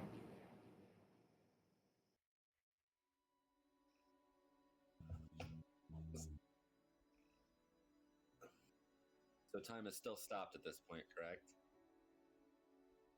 Correct. I'll go ahead and ask for help.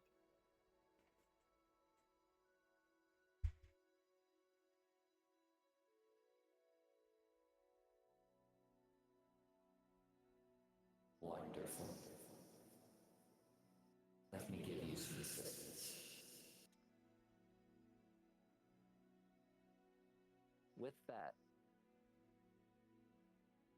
Tyler, I need you to add the deck collector to your inventory.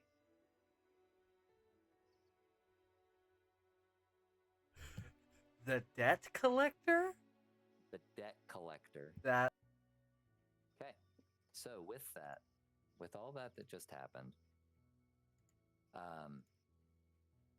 Sullivan, you do not get any kind of feeling from these creatures, these voices, whatever it is you're hearing. You don't get a sense. However, Nivens Oh, crap. and Vivian, you guys are able to listen to these voices very intently. One of you naturally, the other one of you almost as if something assisted you. Niven's time moves forward as if nothing happened, but you are able to sense, and same with Vivian, that these creatures are very innocent.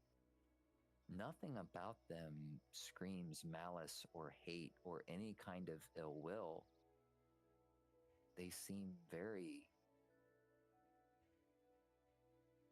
young, for lack of a better term.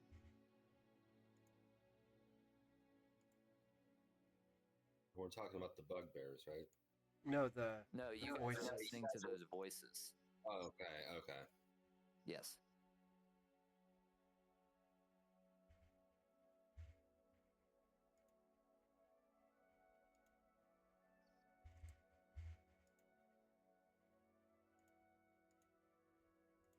So you find joy in hurting children?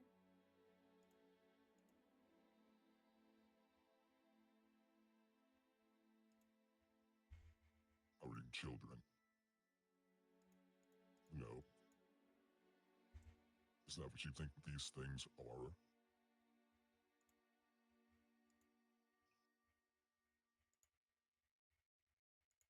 just Don't get a believe sense. they're harmful. Go ahead. I just get a sense that you are harming innocents. Army. No. Utilizing. Yes. These items have great power. And our master seeks it. Who is your master?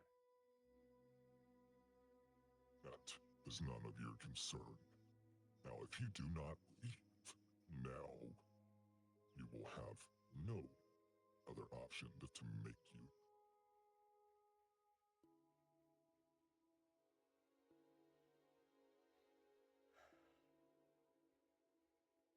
Sullivan will just draw past and future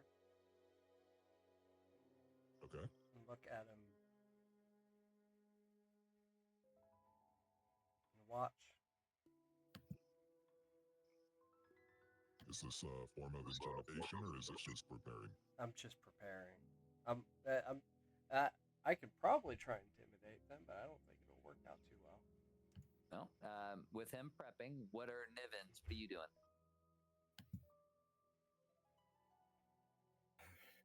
I'm getting ready too.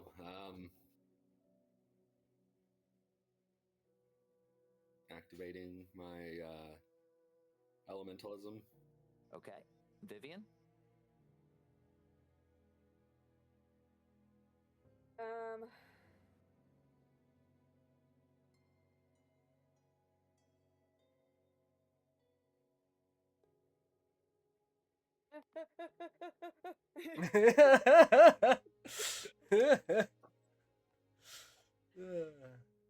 Not quite ready to kind of like be up for a fight. Addressing the voices. And she'll just be like, "What are you?"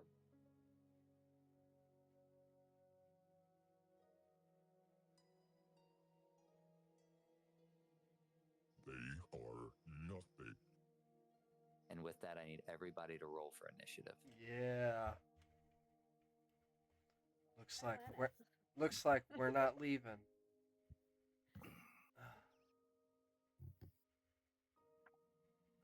Oh, initiative. There we go. 11. 9. I got a dirty 20. I think. Yeah, Do you want to? dirty 20. Do you want to swap? I'm down to with the- switch with whoever wants. I will swap.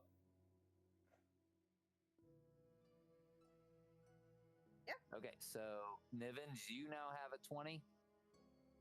And Yep. Vivian, you have a 9. Got it. Okay. So we good? Yeah, I got I a think 20 so. for Nivens, an 11 for Sullivan, and a 9 for Vivian. Yep. Yeah. Okay, I was trying to make sure. I was like, wait, who's going second?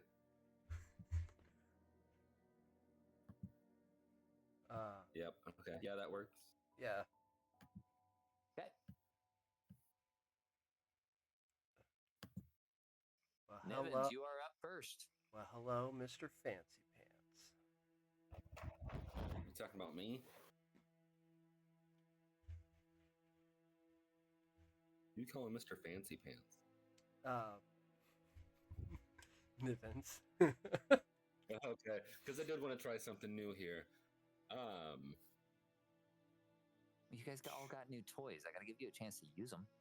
Oh no, this one's not new. This is old. I've never used it. Oh, there you go. I will use a focus point. So I already activated my elementalism. I'm going to use elemental attunement. I don't know how this works. That's Exactly. What? That's what adds the elemental base attacks. No, this one adds acid, lightning, thunder damage. This one does a whole lot of other things. Okay. Yeah, this adds different. Yeah. Okay. And with that, wait, what happened? Yeah, because his elementism he can use without using a key point, but his attunement he needs to use a key point because it actually adds that specific damage to the attack. It's Yeah, not so changing the damage type. No, it takes a focus point.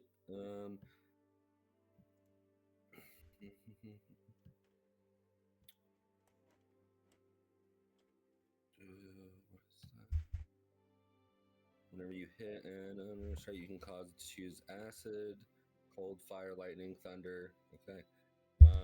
That being said,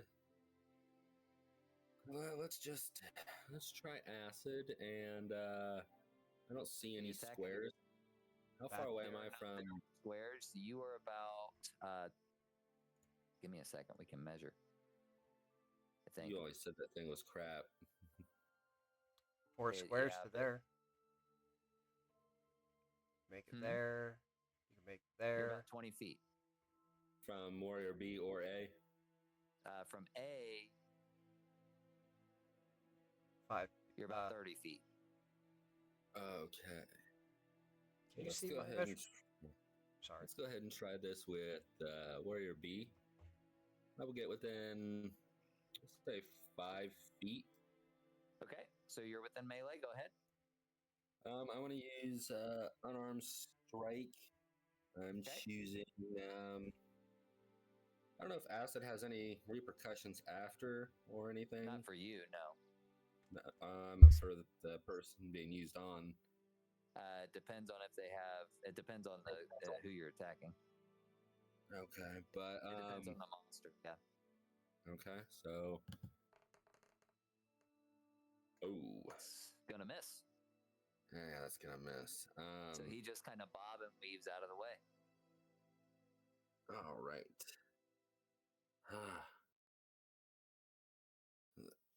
Oh man, now I'm really scared. For my bonus action, I'll use my unarmed strike. Okay. Yes. That's a crit. So what's your max damage on that? It's a 2d6 plus 3. So that's 12, 15. And then go 15. ahead. Wait, Yep. that's your What? unarmed strike, though, right? Yes, of acid. How long does that attunement last? 10 minutes. Okay. Yeah. So go ahead and so roll me damage. What? Roll your damage? Yep.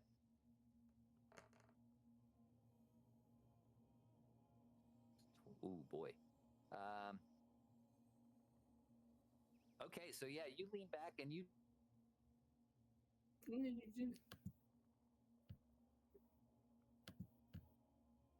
That doesn't. Hang on, sorry. So that does a bunch of damage. Are Correct? you punching or are you kicking? I am kicking.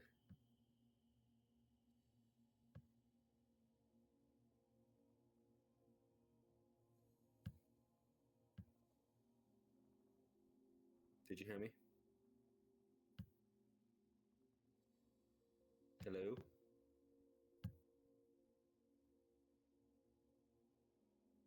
Can anyone hear me?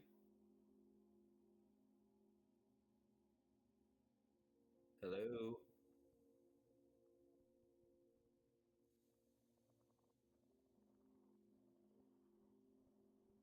Donald, can you hear me? Yes, I can hear you. Jessica's frozen, so I think they dropped. You gotta be kidding me. Yeah. Tyler, you did a crap ton of damage. Okay. Kicking this thing. How are we doing I mean- crits? Just asking. Crits are max. I'm taking max damage and a roll. Okay, because that's got you're gonna have to make bosses beefier if you're gonna do that. Yeah. So Yeah. I did a crap ton of damage, correct? Yes. Donald, you recording? Yes, I am. Okay. TJ, I also need that guy to make a strength saving throw. Okay. Let me know what you rolled. 21. Shoot. Well, that didn't work out. Isn't that What were fun? you trying to do? Oh, nothing. It comes along with my elemental attunement. Push If him you back. would have failed it, I would have been able to force you backwards 10 feet from the attack. And I was going to just try to kick into the geyser, Good idea. but it didn't work. No, these guys are pretty strong.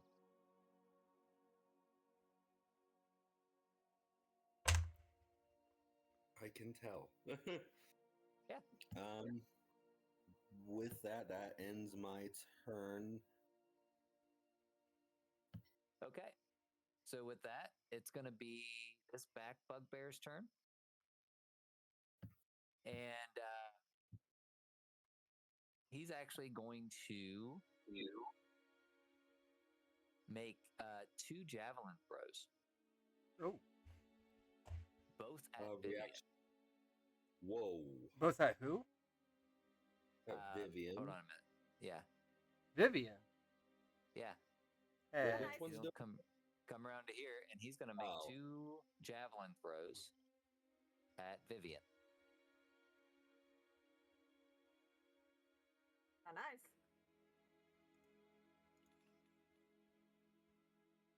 First one's a 10 to hit. That's miss.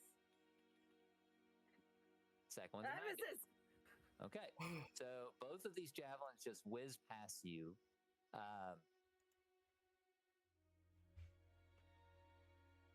And he just kind of screams into the air. Oh, I'm going to get you. And then his buddy, number A, is going to run up to Sullivan. And Bring it. Sullivan, he's going to try and grab you Ooh. with his bonus action. He's going to try and grab you and grapple you, so I need you to make a strength saving throw? yeah. Or what do you need? Just strength save? A strength save. Yep, just strength save. Eek. Oh no. Oh, He grabs me like a rag doll. That's right. This bugbear reaches out with one hand and chest and picks you up and pulls you into his chest, and he is going to swing down with his light hammer. Okay. And try and smack you on the head, and he's going to have this at advantage. Oh yeah. Oh. Oh!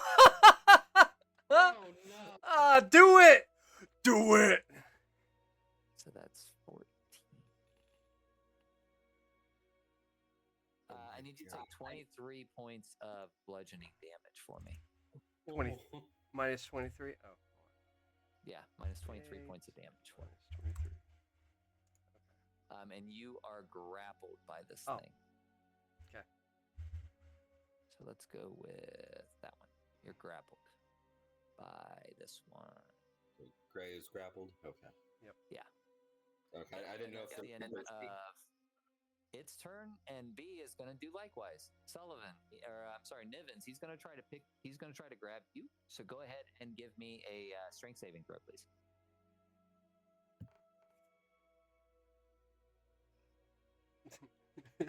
Again, just like Sullivan, he reaches out and grabs you and pulls you to his chest with one arm, and he is going to try to do the same thing.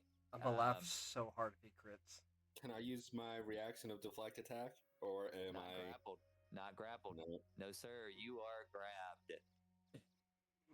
So your arms are pinned to his chest. There's no way for you to block this. Okay. Okay, at least it's not a crit. It's a 20 hits.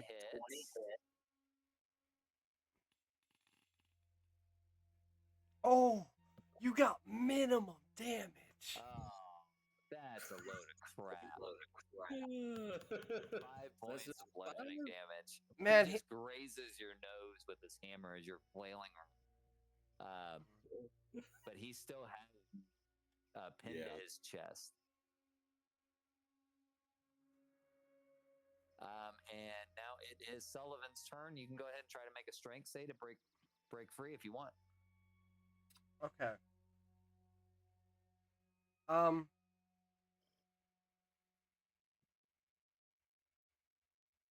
what are the penalties of me being grappled? Oh gosh. Is there any? Oh, wait, Yeah, hold on. grappled. A creature can grapple another creature. Characters typically grapple by using unarmed strike. Yada yada yada. Grapple conditions, especially grappling a creature. I have disadvantage. Yes. Oh you have wait. disadvantage. On Let's see. A grapple rolls creature can against- use an action to make a strength. Oh no, I don't. Check against a grappled escape DC, ending the condition on itself. The condition also ends its grappler's capacity. It doesn't really tell me what is. No, I have conditions in my character sheet. My speed is 0. Okay. Attacks affected. Disadvantage on attacks rolls against any target other than the grappler, so I can attack him without. Yes. And then the grappler can move me with extra foot of movement. Okay. So, actually, okay, never mind. Go ahead. I'm gonna attack him with future dagger. Okay. Oh, big sad. Yeah, that is a miss. You actually drop the dagger trying to stab him, so it drops to the ground. Does it teleport back to my hand? It can, yes. But it'll be after this turn. So right okay. now it's on the ground. Yes. Okay. Oh wait.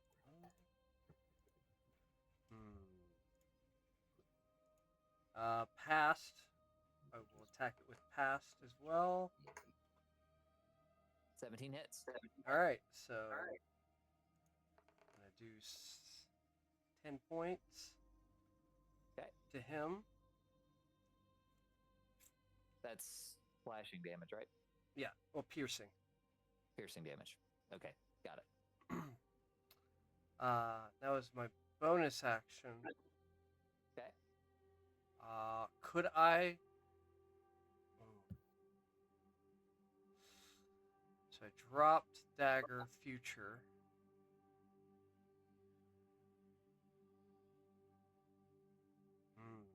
I won't be able to get.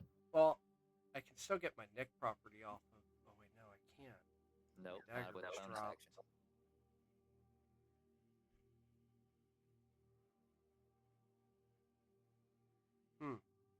Yeah, you've used your action, your bonus action. You have no movement. If you want to try to make a strength save to escape the grapple, I'd let you do that, but that's about it.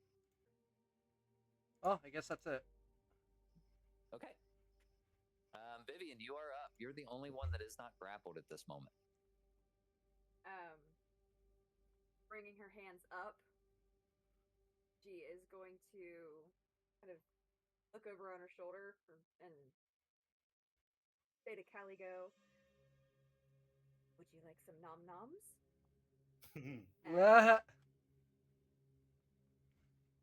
and point towards the one that threw its javelins at me and be like, "He looks tasty." And then she's going to cast command at 2nd level on both Bugbear Warrior A and B. Okay. Release. And that is a wisdom save. Wisdom save? Yes. First one got a 2. Second one got a 16. Okay, the second one saves. So B save. So Nivens, you are still grappled. But Sullivan, you are suddenly dropped.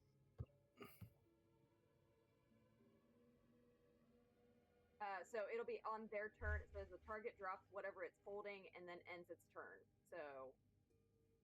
Okay, so yeah, he's still got you held, but you see all this happen, and okay, you're good. You want me to put the thingies back on him? Let me go ahead and drop them back on. Okay. Vivian, you still got a bonus action. You did use a leveled spell on your action. I would say that her bonus action would have been sending Caligo after the bugbear. Oh, you actually sent Caligo after. I thought Yeah. that you were just saying that. So yes. No, yeah. So yeah, and then As you- sending. Yeah, as you said that, Caligo kind of disappeared off of your shoulder, and you see behind the bugbear 2 sets of white eyes pop up with a small mouth start to nibble. Give me an attack roll. You want me to add anything to it? No, straight attack. That's a 6. 6. So He doesn't know he's there. Can I have it with advantage? Ah! yeah, go ahead. Go ahead.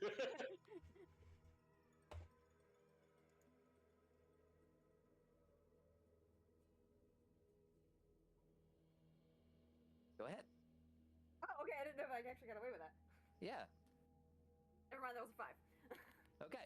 Yeah, no, he's numbing away, but this thing's shadow is so big, he doesn't even feel it, recognize nothing bad's happening to it. Okay, so action, bonus action, any movement?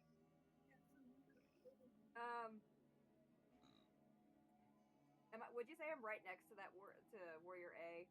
If, like, No, if I you're move, I about would 10 get... foot back. No, you can Okay. move away from it. You're not within. Plus, he's still got him grappled, so. Okay.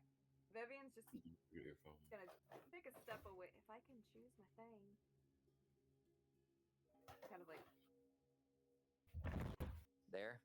Kind of like in between them, like, so that she can keep an eye on both of them. Okay. And then that'll be my turn. All right, Wait, Niven, you're up. Top initiative. Is Sullivan still grappled? Yeah, Sullivan is still grappled. At this time, yes. At the I thought one of us. No, at the start of this turn, he drops them. Sorry. Sorry, Jade was talking. I missed that. My bad. I want to try something. What? I said blaming Jade. She was. Go ahead. Can I use unarmed strike to try to headbutt this guy? Yeah. No, it's standard. Go ahead and roll for attack.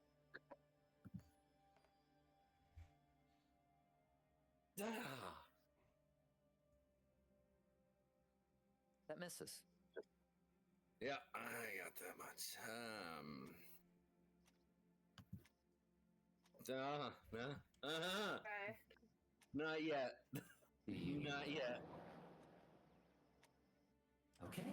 Just remember, I'm always here. I remember. I've thought of it. Not yet.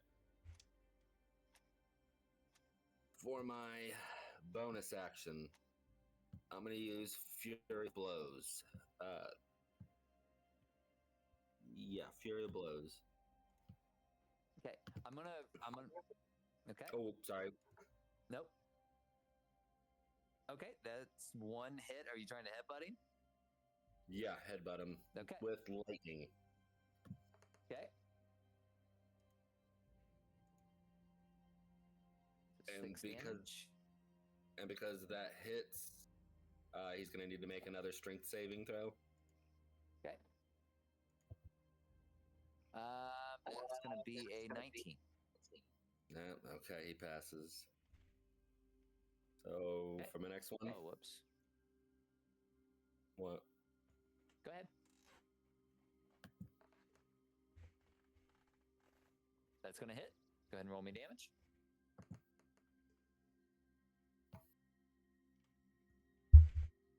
Okay. 9. He'll have to make another saving throw, strength saving throw. Okay, that's a 23. Jeez, these dudes are strong. This is never gonna work. All right. And with that ends my turn. Okay. So we move on to this bugbear here, and I gotta check something really quick. No, you don't. Okay.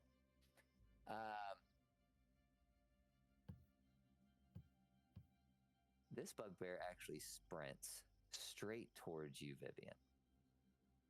And he reaches out to Does he try to grab you He runs behind the guy that has you grappled.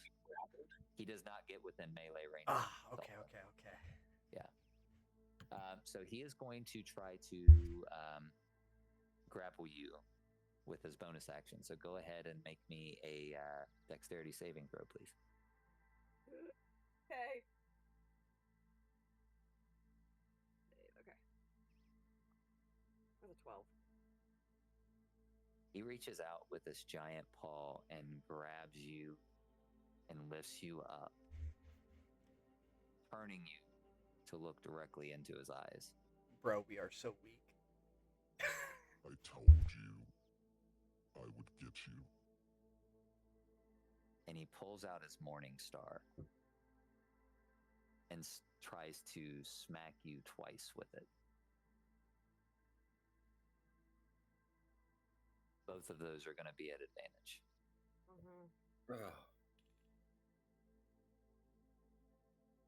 So that's the first to hit. Okay, not a crit. Doing better than me. It's not a crit. Not doing better than me already. Oh no! 17 points on the first one. That's Okay. That's bad.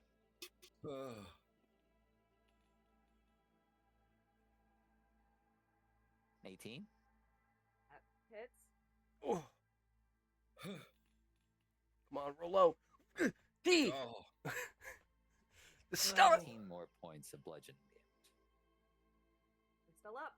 Oh. I'm not doing good. But Oh. Where I get out of this?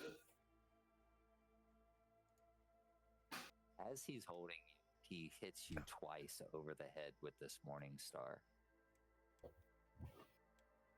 I warned you not to get in our way.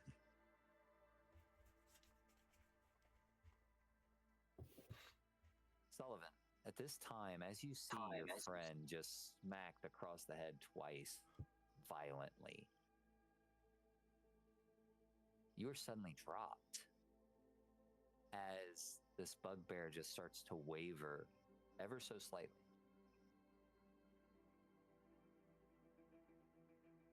Nivens, however, you feel your bugbear grasp a little bit tighter. And he is going to take another swing down on you with his hammer. That's a crit. Oh no! Wish me luck. Can you do your deflect attack? No, he's grappled. He's still grappled. It's just one hand, though. Wait a minute. Just one hand, though, right? No, hang on.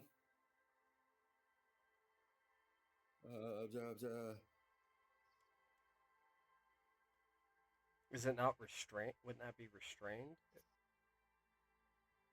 If it's both Where is his it hands? at?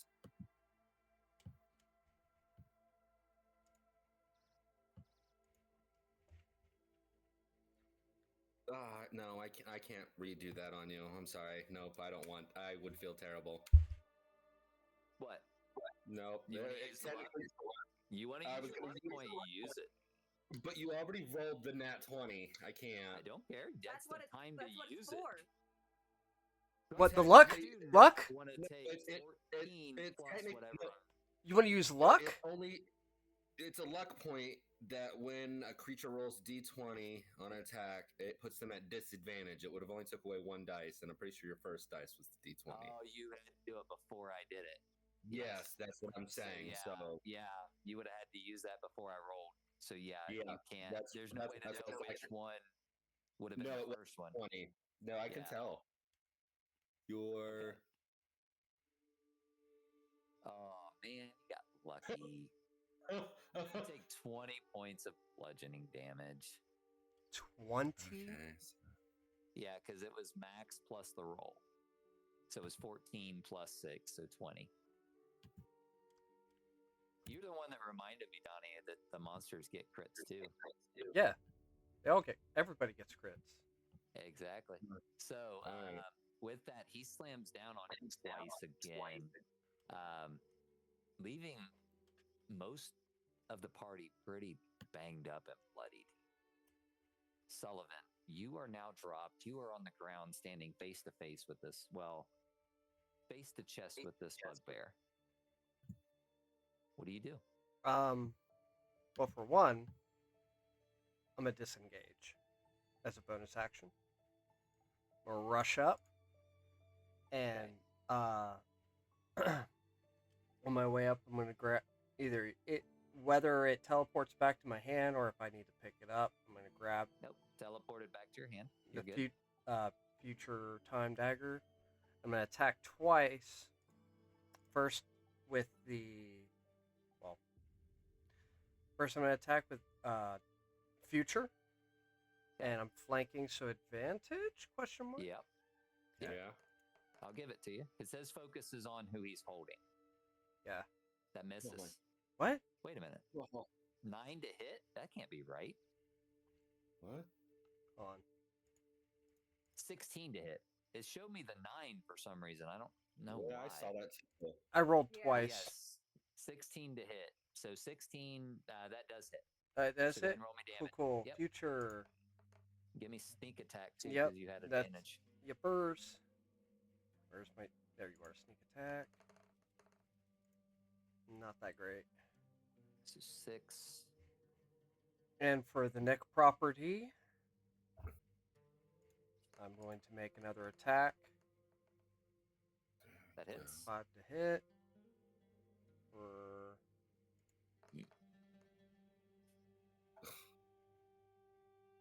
8 points. Oh, wait. Damage there. Wait, my bad. There. So it's 4 instead of 8. Yeah, 4 instead of 8. Because it's got my it. it's my nick attack, so it doesn't get my bonus. Yep. Gotcha. So a bonus action was used to disengage. Yep. You are. Yeah. With anything else? Vivian, I'm gonna yell to Vivian. Vivian, make some space.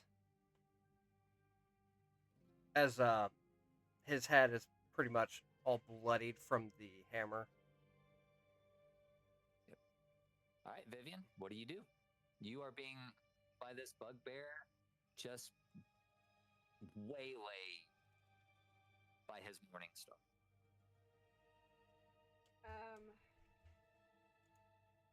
He is going to cast Rave Enfeeblement on the bugbear stalker. Okay. That is a Constitution save. Okay.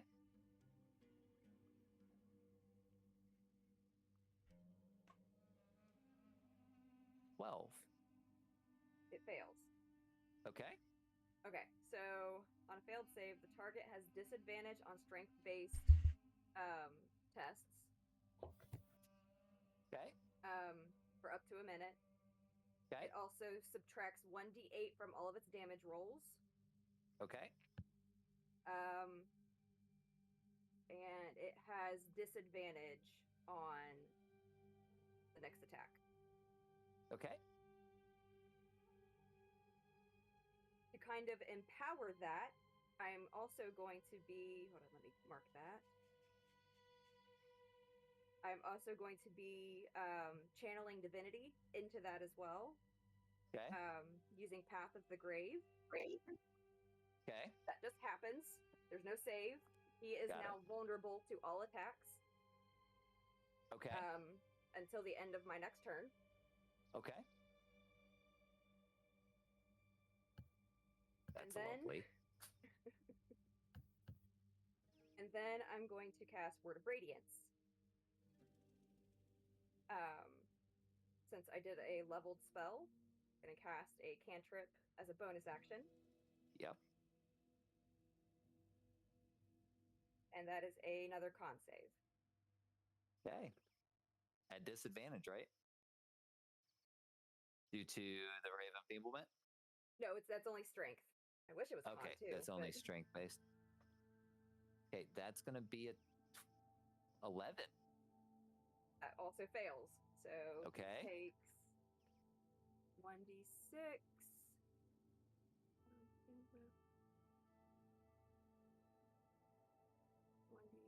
Oh, I thought it pushed him away. So, as I'm doing that, a bright light that kind of shines from my eyes as I kind of channel that divinity. And he that's cocked.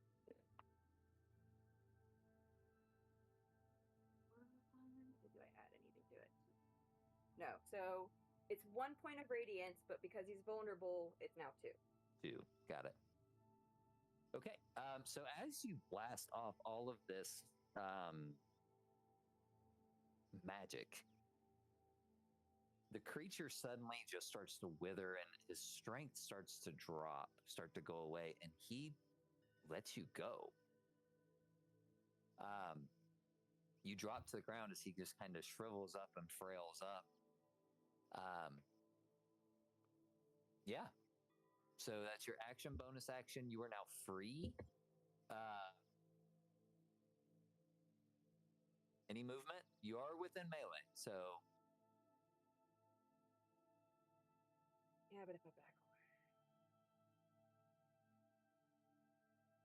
Yeah, I'm gonna back away. I'm gonna try and.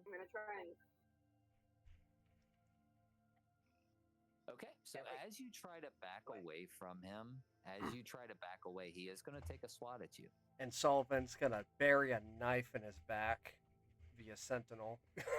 Yep. So he's gonna get his attack off first. Oh.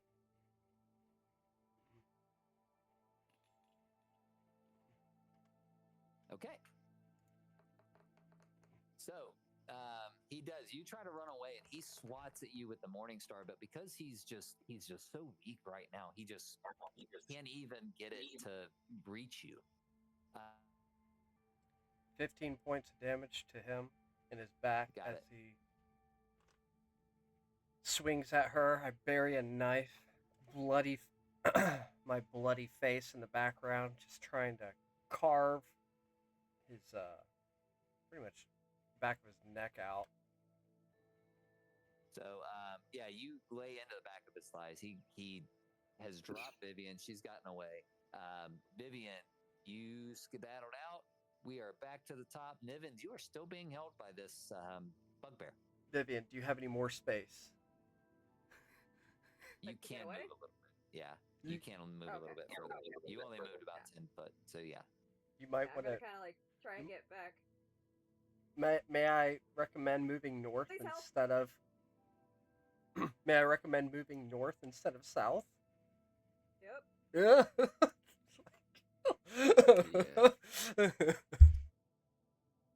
I'll just kind of like shuffle.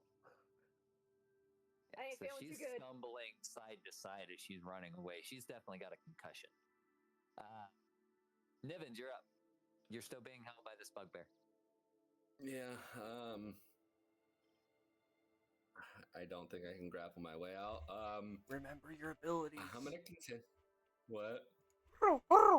Remember your abilities. Okay. Yeah, I know. I'm trying. There's not a whole lot I could do to break free. Don't just think about the abilities as written. Think about ways you can flavor them to make sense in the situation. If you can convince me something would make sense, then I'll probably let you do it. Like, Ray of Enfeeblement should not have allowed Vivian to be dropped, but because it affected his strength, and that's primarily what he was using to hold her, to me it made sense to let her drop. So even though it's not part of rules as written, that makes sense to me, so I'm going to let it happen. If you can come up with a reason that your ability would allow you to do something to make him drop you, that's more along what we're kind of looking for. You may not have the ability that just says, hey, this ends a grapple, but if it makes sense that it might,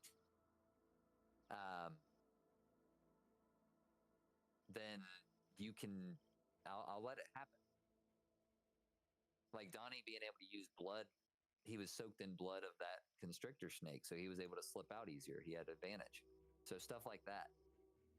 I am. How high is this grapple? Is it on my shoulders? He has one hand wrapped across your chest. These things are massive. Bugbears are big creatures. They have massive hands and feet. So I'm he has facing this- away from him. No, you're facing toward him. This is the one that you waylaid into. This is the one you kicked. So he's got both hands wrapped around your chest, holding your arms to your side. So think of like you're holding a doll. Be really bouncy. How would you like to do this? You're grappled. You're being held. This thing has beat you bloodied. You beat it bloodied. How would you like to do this? What do you want to do? Your legs are free, by the way. Your legs are free. Yeah. Let me go ahead and try. It's part of the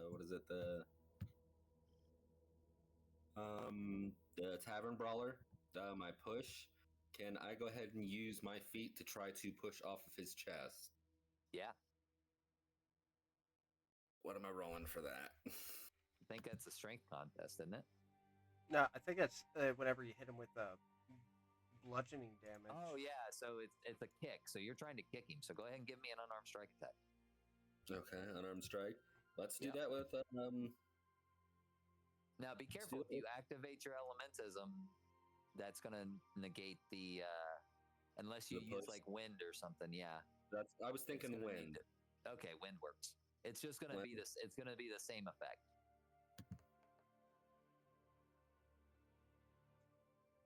Okay. What did I just So roll? You got What? you got your lucky feet. Use your lucky. yeah. Your Heroic inspiration. You've also got inspiration. Yep. Yep, I'm gonna go ahead and use that. With luck. Okay. Okay, that hits. So, yeah, Woo! Much better. go ahead, Woo! give me damage. Also, because of my feature and traits with my brawler, if I roll a 1, I get to re-roll. Yep, re-roll it. Oh. And I have to take it, so...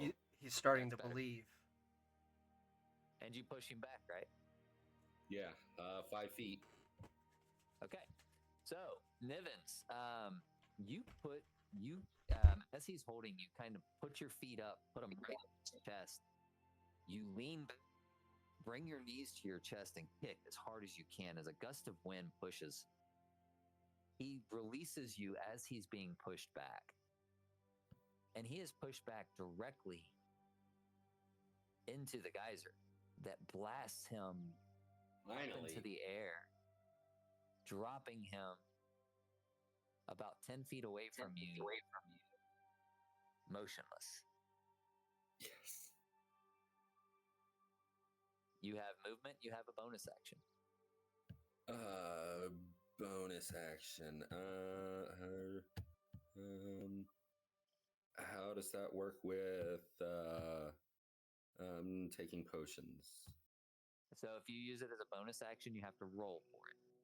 So you just roll for healing.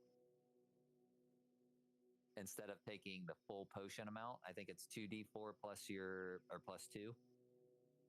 2d4 So plus as a 2? bonus, yeah, it's 2d4 plus 2. So go ahead and, if you're going to use a potion, go ahead and roll 2d4 and then add 2 to the roll.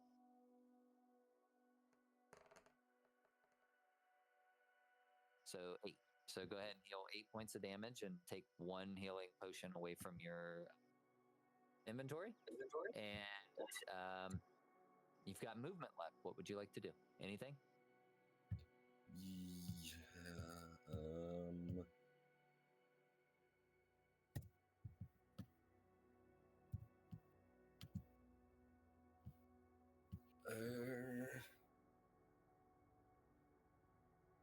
I will kind of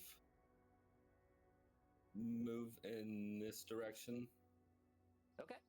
To So try yeah, to... you move in kind of. So what you do is after you push him off, you do kind of like a little backflip, and as he shoots off into the air, you turn and run, gliding in front of Vivian, taking a defensive pose as his body hits the ground, lying motionless. Now, seeing this, Sullivan, And I'm What would you directly see? in front of her, right? Correct. You are directly in front of her, in front of the enemies, at least. Yes. Yes, Okay. you are correct. Sullivan, as you see Niven over as this bugbear flies off into the air and lands on the ground, you see the biggest one, the one you've assumed to be the leader, the one you've been talking to, turn. And look at you. You all are becoming a nuisance. And he tries to grab you. He takes a swing to kind of grab it. Go ahead and make me a strength saving throw, please. Lucky dice, lucky dice, lucky dice, lucky dice. Oh. Okay. So he swats out and grabs you and picks you up, and he is going to take 2 swats at you with his Morning Star. Oh no.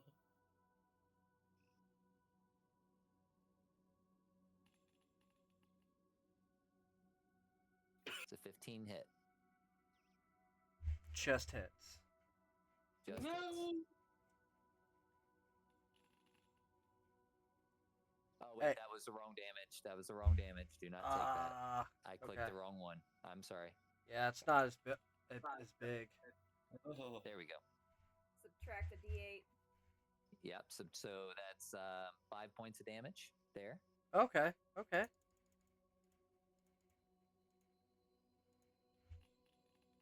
Oh, that hits. At least it's not a crit. Yep. Oh.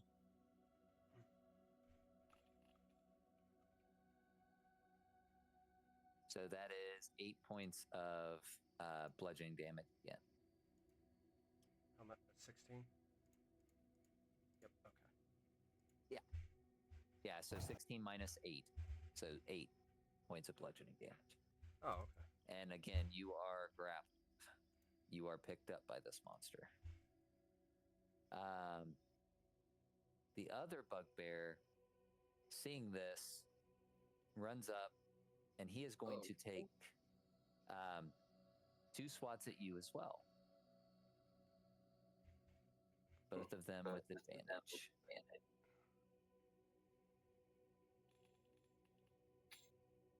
So that one's going to hit.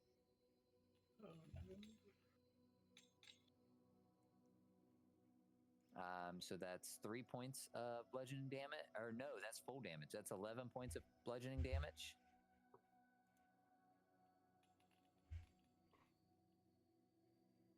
$21 hits, I'm assuming. Yep. Another 10 points of bludgeoning damage. He goes down.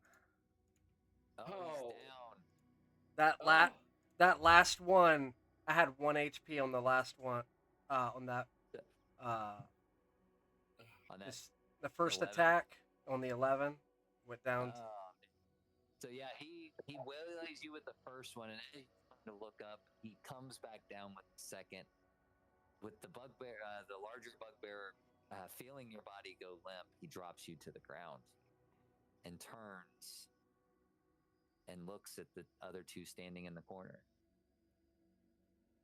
You 2 are next. Sullivan. Death saving Then throw? give a death save. Yeah. Death saving throw, please. Failure. Not a natural Okay. one. Not Yeah. a natural 1. Oh, there's a whole option for that. Okay, cool. Okay. I'll have What to does do that that mean? next. Sorry. So anything below a 10 is a fail. Anything above a 10 is a success.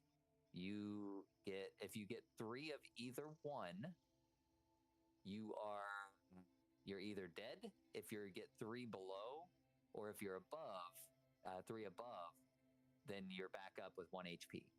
Is that? I thought you were just stabilized. Yeah, You're stabilized. I'm sorry.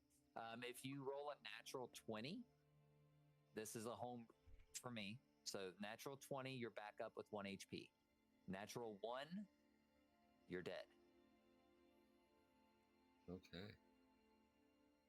So, yeah. Vivian, you're up. Seeing him go down, freak out, scream no, and with that no, she'll cast Healing Word on Sullivan, and you get Max healing, right? max healing, 15. Oh, 21 sick. hit points. What? Wait, what? I thought I had something crazy in my ear. What was that? 21. 21. 4d4, because I'm doing second level. Okay. 4d4 plus 5, so 16 plus 5, so 21. Excellent. Okay. I thought I had something crazy stuck in my ear, but but I was not. I was not wrong. That is a perk of the grave. Yeah. I knew. I've never witnessed it. I just heard that it's great. It's so like her blood-curdling no just blasts forth, and her eyes shine like a bright white, and just puts as much healing energy as she can into that word, and essentially brings you back. And now with seeing a friend go down, he's going to look at the stalker, the bugbear stalker, and cast Toll the Dead. That is a wisdom save. Okay. A wisdom save? Wisdom save.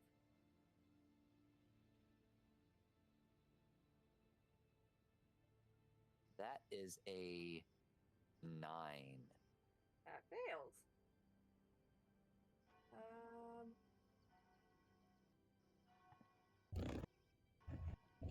love it. And you take 4 points of necrotic damage. Okay.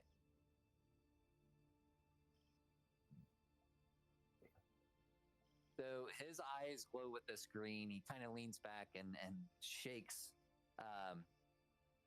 as you cast this spell. Anything else? You got a little bit of movement, or you've got all your movement. I'm sorry. If you want to move. I'm staying put. Okay. Nivens, you're up. All right, for the first time, I think I'm going to use my ranged weapon. I'm going to pull out my I'm late giant pocket watch. Okay. I'm basically gonna flip it into the air and kick it at him with full speed. Okay. Give me an attack roll. 18, 19 hits. Wait a minute, that's not right. You should be able to add your proficiency to that.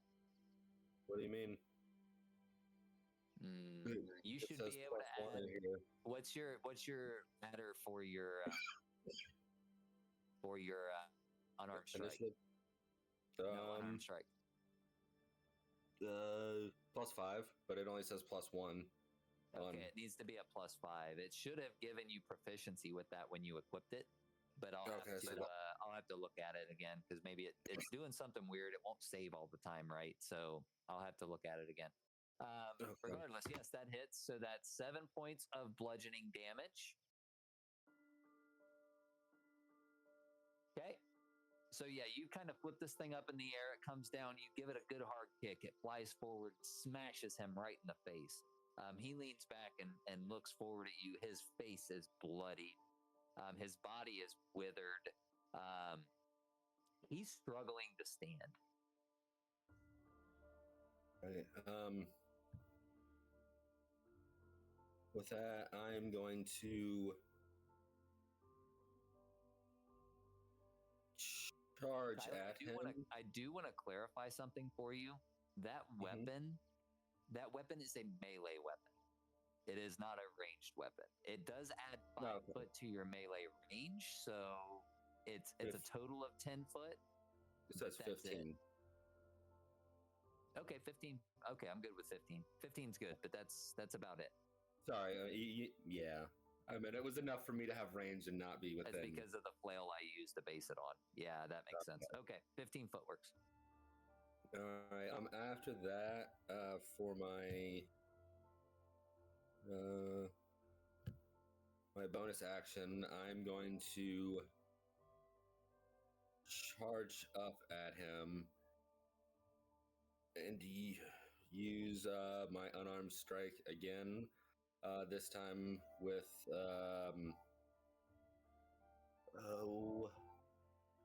imbuing electricity or lightning into my kick. Okay.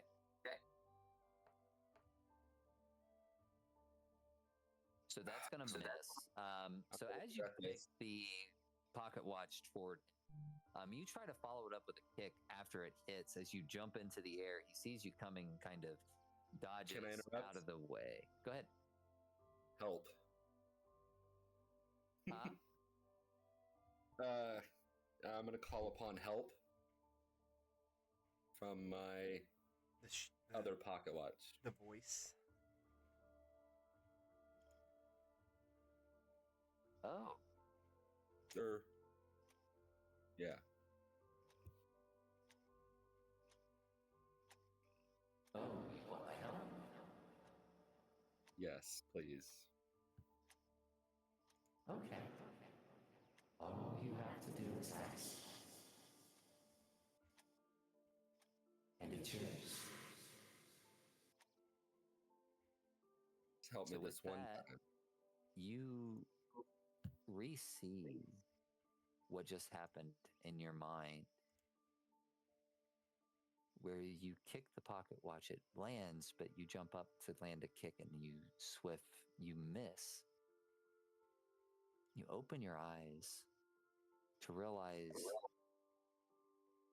the pocket watch is still in the air toward the bugbear. You remember where you went wrong. And you run up. And land the kick square in the side of his head. Roll for damage.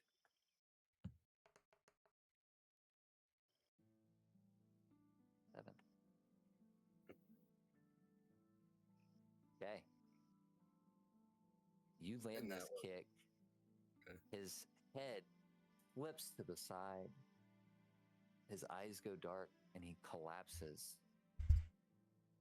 to the ground, leaving just one bugbear standing.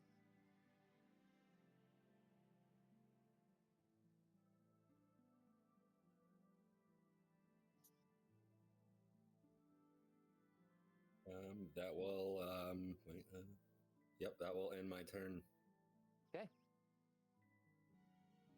The last bugbear stands there in awe at what he just saw. Not only his friend, but his captain have both been taken down. He looks at the three of you.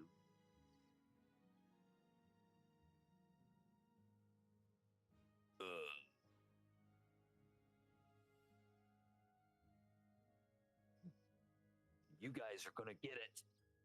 And he turns to try and run away from you, Sullivan. I would like to sentinel.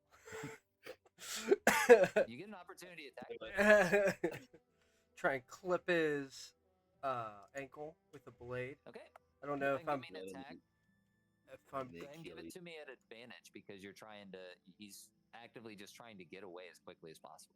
Okay. I don't know if I'm prone, it would cause disadvantage. Okay, so you're just roll it now for me then. Okay. Future.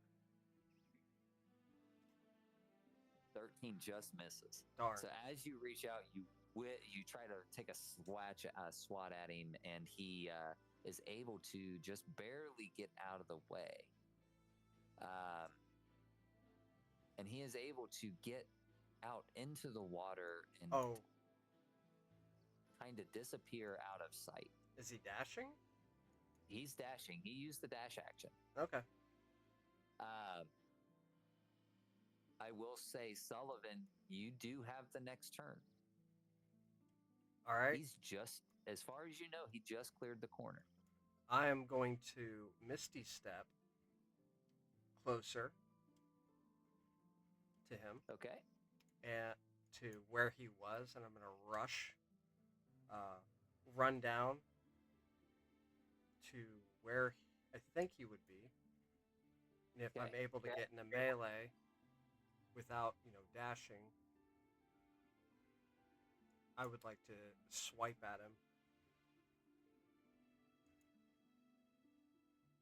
Okay, so you clear the corner down here. You misty step down here, and he just made it around the corner. And you are within melee range. I'm going to say to him, you think you could have taken my future from me? And I'm going to strike at him twice. Oh, that's a miss. Damn. So the first one misses as you're trying to say this to him. He kind of stumbles back away from you and falls down after the first slash. And I'm going to nick. Wait, did I drop my blade or no? No, you're good. Okay. No, you didn't drop your blade that time. Damn, I'm just trying to do cool one-liner and then I'm whiffing it. He falls backward after the first slash and you miss completely. He's on the ground. He's trying to get away from you and you dive down toward him and you miss completely. I am recently up, so he's probably a little delirious from getting multiple blows to the head. Oh yeah, everybody's slightly concussed. And then bonus action offhand attack with past. Okay, that hits. For 3 points of damage. And that's it. Donnie, you couldn't do any more than that. No. I have no allies near me or anything. Yeah. Plus, it's my offhand attack. So yeah, you slash down at him, and he is bloodied and beaten and bruised and can barely. I'm actually going to move you guys back onto the map just a skosh. It's just a skosh. Because I was not expecting you to misty step after him. So yeah, Vivian, you up. If I were to rush after them, how far away? Oh, that noise. Sorry. Without You're a using total of like 50 feet away from them. So if you wanted to get within range, 30 foot's feet. about right there. Yeah, this is not a big area. I mean, you're looking at not big at all. I'm gonna try and do a hold person. Okay. Are you trying? You got to be within sight, right? What is it? Yeah, you can see within range, and the range is 60 feet. Yeah, so you would have to get around Hiccup to be able to see. You would have had to move all the way down to where I have you now, but that is within your 30-foot range. Okay, I do that. Okay. Save, right? Wisdom save? Yep, wisdom save. That's a nat 20. I tried. Yep. Dang. So yeah, you command this, and he's just not focused on you at all. He's all focused on the man who's actively trying to stab him.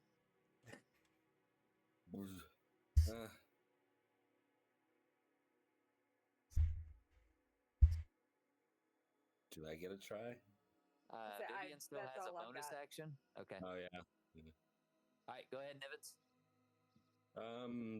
I will basically do the same thing Vivian did. I will pull out my late pocket watch and press the button on it for hold person. Hold person? Yep. While I'm very, very focusing on him. That's a 10. That's a 10. How does that do? What's your save on that? What's your wisdom? Mine? Yeah. Where do I find that at? Sorry, I'm looking. Your wisdom stat? It's your main stat. 14. It's a main stat. 14? It's a 12. So no, that's a 12. Your save for that'll be a 12. No, he fails. So yeah, you command him to stop. And he kind of looks at you and acknowledges what you say. And then he kind of freezes and locks up in place for you, Sullivan. He's not really moving. And it's your turn. Without hesitation, Sullivan's gonna strike down at him with his dagger of future. Okay, roll to hit. Advantage? Are you trying to kill him? Critical. Yes! I want to know information before you off him, please. That's a critical hit. Go ahead and roll damage for me. Oh, Actually, what's your max on that? Well, that is... hold on. 7 plus 4 plus 12. Okay, how do you want to do this? Ask a question. Right through the skull. Okay. He tried to kill me. As he's kind of hunched over on the ground, frozen in place because of Niven's words, Sullivan, you walk up, flipping. Which dagger did you use? Future. Future, that's the white one, correct? The right Yeah. hand? Yep.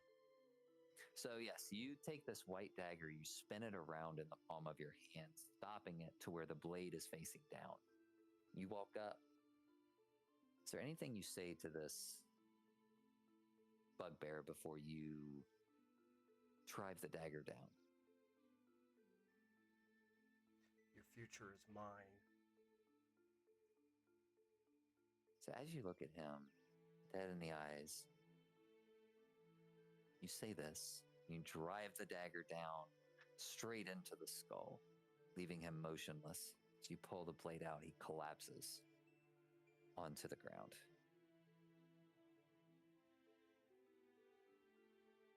And you guys are now out of initiative.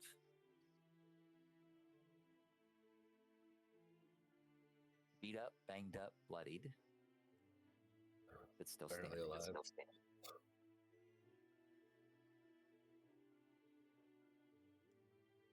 Now, Sullivan looks at the body. He looks at the blade.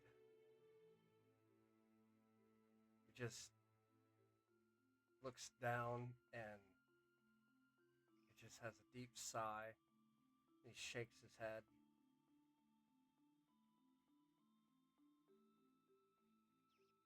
As he walks away from the corpse, wiping off the blade.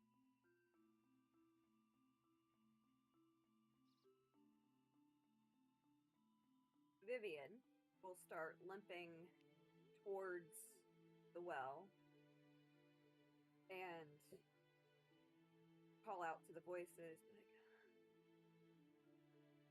they're gone. What?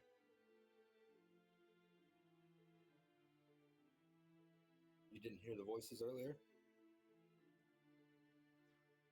No. I might have. I can't really remember. I was more preoccupied with being threatened.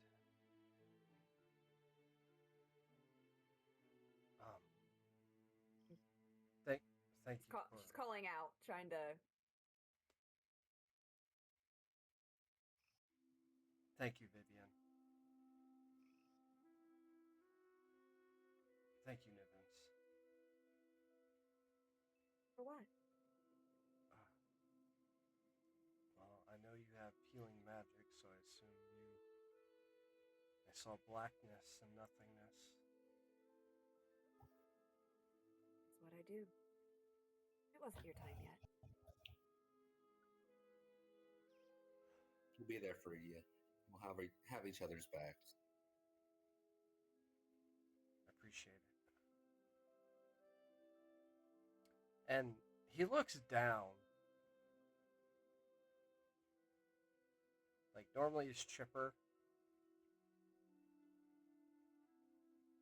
He looks kind of, like, down. He's not really smiling as much. As you guys are having this conversation, you notice Sullivan's mood is kind of down. But in the background, you hear Oh, finally, you have done it. You have protected us. Thank you so much.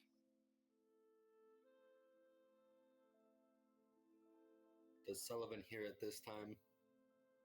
All of you hear this. Okay, I would assume he would have. Okay. Yes, all of you hear this. As we walk towards the, well, Yeah, we'll all. yeah. Hobble. Yeah, hobble. So as you guys walk towards the stream of water that is blasting up from this well, you get your first decent look at it. You see 4 objects floating in the water, about 20 feet up in this geyser. They don't seem to be moving. They don't seem to be affected. One's a small bottle, one's a small bag, one's a small children's toy, and the other a small candle.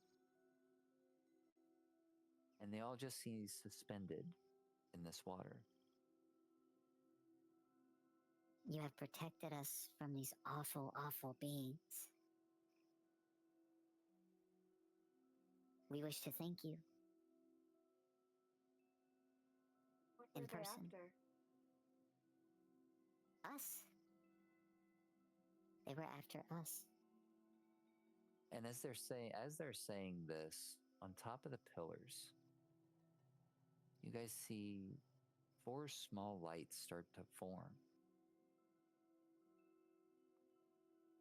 and grow into what look to be small flames. And as they speak, as you hear this voice, it seems as if they're coming from all 4 of them at the same time.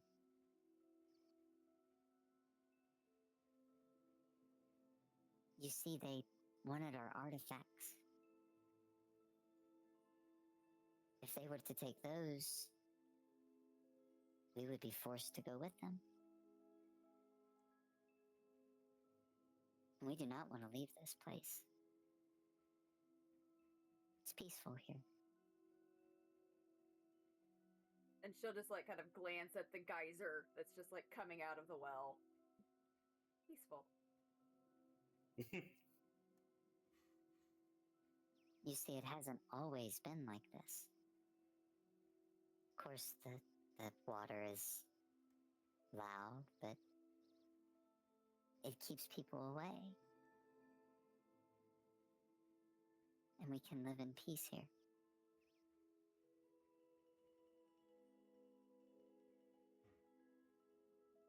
So you want the water to flow and flood? Not necessarily, but that has its benefits. You see, we try to stay positive the best we can. But when creatures like that show up,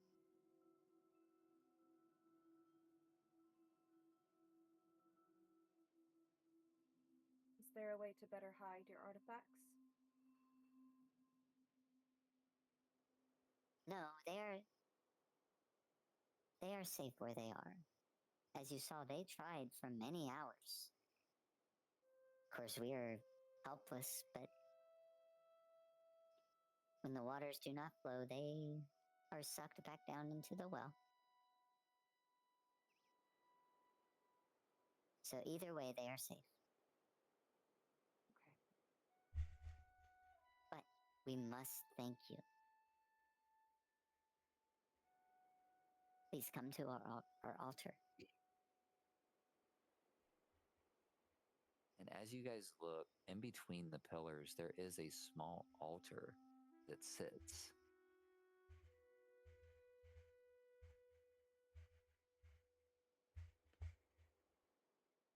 And I'm assuming you all approach. Yeah. Yep. Okay.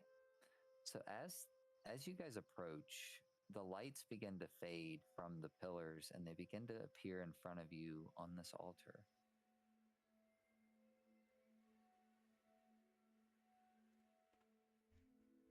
You see, We may not be able to defend ourselves, but we can help others.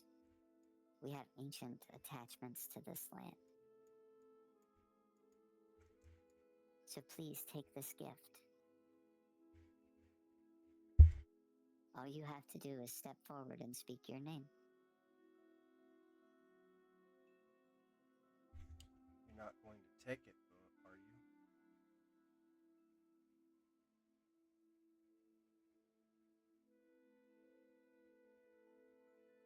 What is it?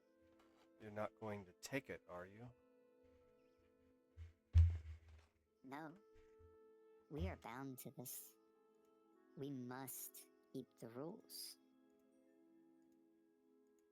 You have done us a great favor, and we feel that you may be able to help this land. So we must help you.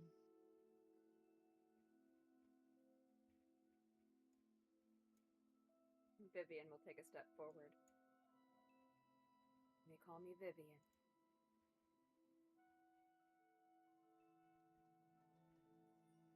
As you finish your name, the lights begin to glow brighter and darker within these flames, and you feel a warm presence almost. Start at your feet, work its way up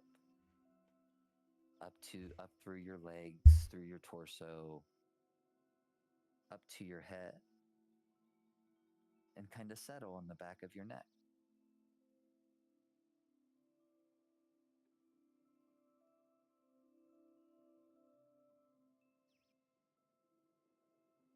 She'll kind of bow and step back.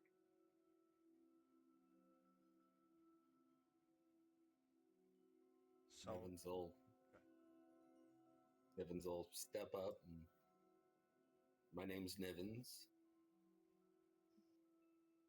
Same thing, as you step up, you finish your name and the lights begin to glow, and similar to Vivian, you don't know this, but similar to Vivian, you feel this warmth climb your legs, go up your torso to your shoulders. But instead of going to the back of the neck, you feel the warmth split at your shoulders. Go down both of your arms into your fingertips, wrap around into your palms, come back up and wrap around your wrists. And are you looking at anything? Are you just paying attention to the lights? Are you looking at this feeling? How are you reacting to this, Nivens? My eyes are following the feeling, the warmth. Okay. And I will hold my arms out. As you hold your arms out and look down at your hands and your wrists, where you feel the warmth come across your fingers and down past your palms, when it reaches your wrists again, you start to see distinct black lines begin to form in your fur. They wrap around in an elegant pattern around your wrists, up the top of your hands, finally wrapping around your fingers, and you feel the warmth dissipate. But this black pattern is still etched into your fur.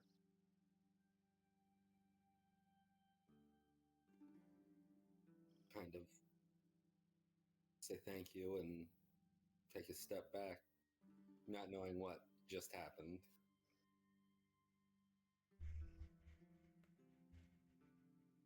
Sullivan will step forward. Okay? He will.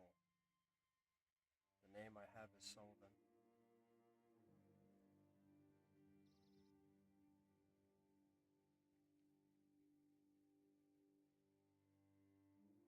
Are you sure?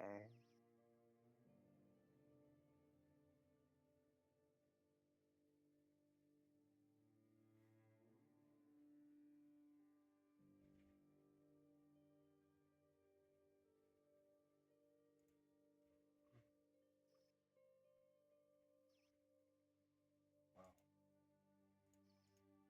it's the one I have. Okay. We can see that's right.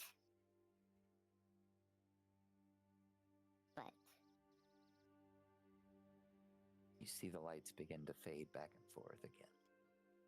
You feel the same warmth climb your legs, up your torso, up to your chest. And then slowly begin to fade down onto your ribs, and you feel the warmth spread across your ribs and your chest.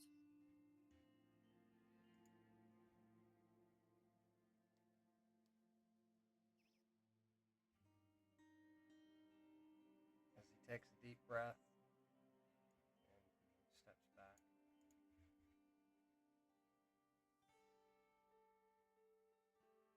Now, I want to thank you all again. You have helped us tremendously. Now please, be safe on your journey. And with that, you see them fade again into nothing. You're left alone, standing in this marshy spot of land with this geyser. 3 bodies now litter the ground. Caligo is still numbing on the shadow of the one sent after by her master. Are you wanting to give him a burial, Vivian? These, no. Fair enough. Actually, she's gonna go around and do a ritual casting of gentle repose. And it just kind of like...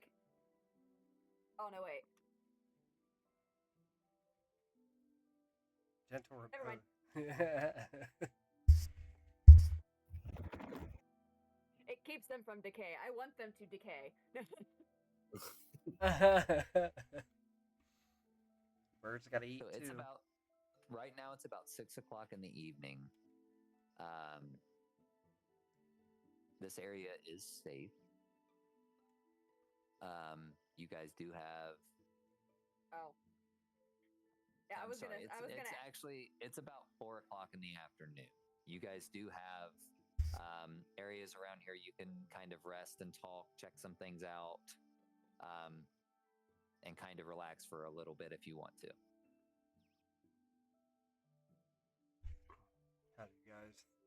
What do you guys think about relaxing here for a little bit? I definitely need some rest. Yeah, I agree. I'll get the camp set up.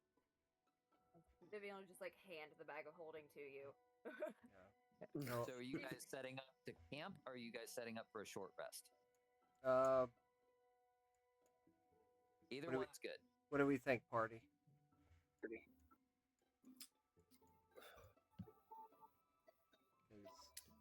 I don't know how long it's been since our last long rest. Game time, it's about between 4 and 5 in the afternoon, so it would be about the end of the workday. So if you guys wanted to set up camp, it would kind of make sense. But if you also wanted to take a short rest and continue traveling, that would also make sense. So either way here is good with me. How are you looking on power, Vivian?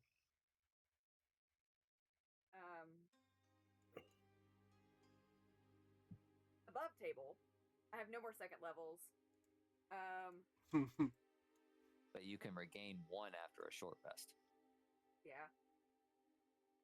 I'm trying to remember if I used the first level or not. You did not. You cast everything at second level that you cast. Okay, that's what I thought. But I have 5 hit points right now. Oh gosh. Yeah. And Vivian is not a self-healing kind of person. Well, we're not. I could use a long rest. Okay. All right. I guess we're taking a long rest then. Okay, so you guys set up camp. I'm going to say you guys set up camp in the south here, just below this geyser.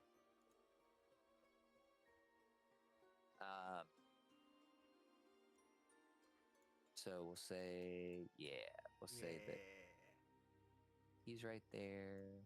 Actually, wait. Whoopsie daisies. A little bit. I'm gonna rotate it. Ah, yeah. Nice little campsite, baby. Yeah. So you guys are setting up camp. You guys are now just kind of relaxing, chilling out, acting all cool. Shooting some b-ball outside of school. I'm glad somebody picked that up. Oh my gosh. So, what do you guys want to do?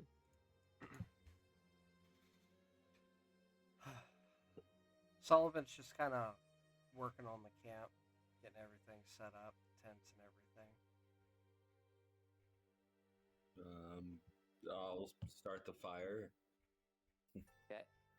Start making tea for everyone and probably grilling some of the snake rations we have. Okay. Yeah. So cooking, setting up camp. Yep. Vivian will go gather the animals. Okay. Or menagerie of animals. Yeah. I am the animal keeper. Grave tender and animal keeper. And I will go ahead and take, say 3 of the rations out for everybody. Yeah, it's sure. Fine. I'm not one of those DM that's overly concerned about what you guys like, this kind of stuff, like food and stuff like that. As long as I remember that I have that weird water in my water skin. Yep. So yeah, you guys are setting up camp. You got supper cooking, ready to go. Any discussions? Anything we want to look at? Anything we want to do? What we done? Do we want to raid their bodies or loot? We their could. Bodies? Okay, Good. Have at it. Yeah. If you guys want to loot the bodies, go ahead and give me a investigation check.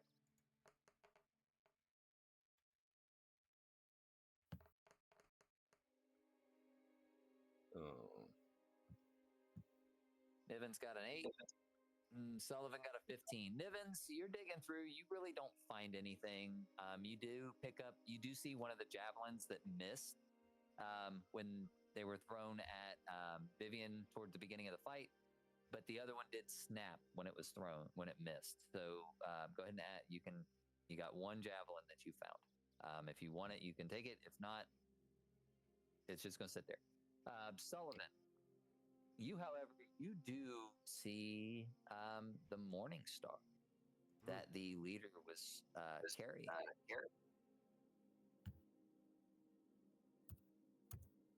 A morning star, you say? Mm-hmm. Yeah. I'm going to grab it and check it out. Yeah, you pick it up. It is a fairly ornate Morning Star. It's a black steel, and it has a red woven leather handle across the bottom of it. Go ahead and add a +1 Morning Star to your inventory. Hey, Vivian. What's your strength like? 12. 12? What is your staff kind of? You use your strength off of your staff? Or is that your dex?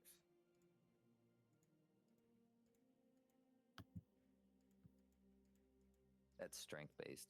Yeah, it's strength based. It's a simple weapon. So yeah, or not simple. It's a quarterstaff is what I based it on. So. Yeah. Do you think you could use this, Vivian?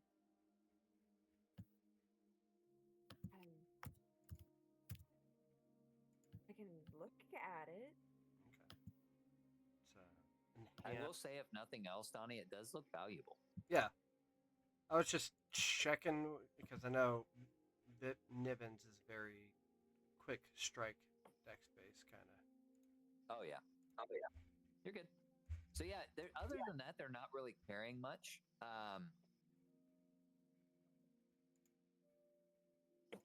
will say you do, however, find a crest that is kind of buried inside one of their bags, and the crest itself has a symbol of a rocking horse on it.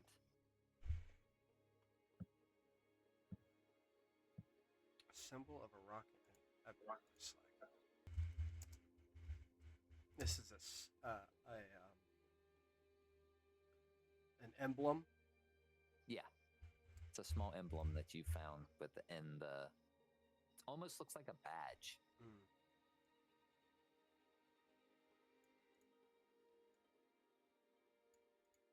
Okay. Anybody seen anything like this before? Like, hand off the rocking horse emblem. None of you would have recognized that. I wonder who these work for. I'll just slide it in our bag.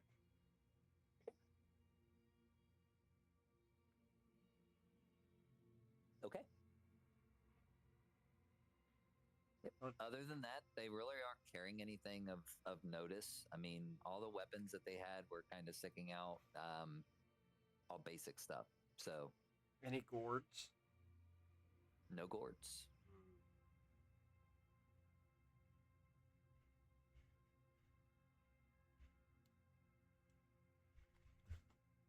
Well, it's just gonna sit by the campfire. Okay. Roast some snake. And okay. Probably just check his equipment and feed Hiccup a little bit. Okay. Anybody else? What are we doing? Are we having conversation? Are we chilling out? What are we doing? Still sensing that Sully seems a bit off. He'll try to hand him some of the candy we made, because I still have some. Just as a kind gesture to see if I can, help cheer him up a bit. So Nivens walks up to you, Sullivan, and he reaches out with some of this candy. How does Sullivan take this? He looks up at his friend, sees he's offering him some candy. He'll take a piece, smile at him, and pop it in his mouth. This smile, is it half-hearted? Is it genuine? It's a genuine smile that his friend and he sighs, just like a relief kind of sigh.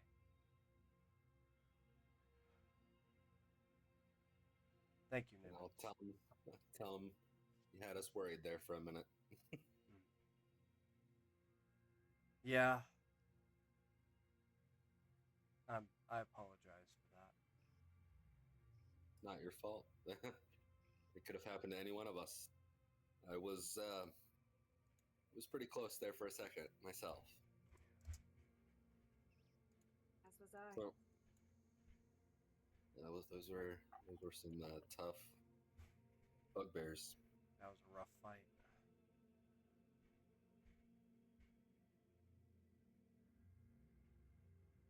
Are you okay? I know physically you're okay, but yeah, I it just seemed off. I just made a mistake. I shouldn't have killed him.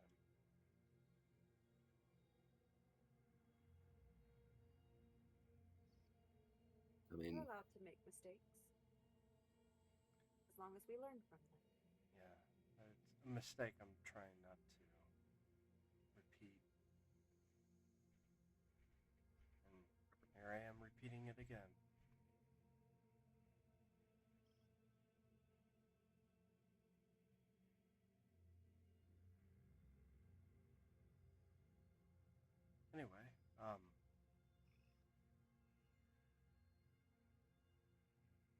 you okay, Vivian? You were struck pretty hard. I'll be okay. Everything I okay? just need some rest. And she's like wrapping. Sullivan's also trying to clean the blood off of his face. Remembering he has prestidigitation. I don't know what that is. It allows him. It's a cantrip that allows you to basically alter the way you look to make yourself clean. If you want to, there's a lot of other uses for it, but I think that's the use Donnie's talking about. Yeah, he's just gonna start taking like a little square foot at a time, cleaning up different sections of the blood out of him, off of him, and trying to check and see his head, see if there's any major damage. Just self-check, make sure, because he feels a little spacey right now, a little more spacey than usual. Just kind of a reminder here, Nivens does have these new black marks on his hands and wrists. Oh yeah. You guys, yeah. Nivens, what did those spirits give you? I have no idea. Is that the equivalent of a tattoo? I think so, but I'm not sure. Seeing Can the either marks. check? Yeah, seeing the marks, she'll like grab her neck and did you feel warmth? Yeah. Yes, I did. I did as well. Is that where you felt it? Yeah, it kind of wrapped around my arms and down my wrist. She'll move her hair to the side and turn around and be like, do I have anything here? And she'll point to where. As she turns around and moves her hair to the side, you guys see a small purple insignia. It's in the shape of a diamond with very intricate points, very detailed.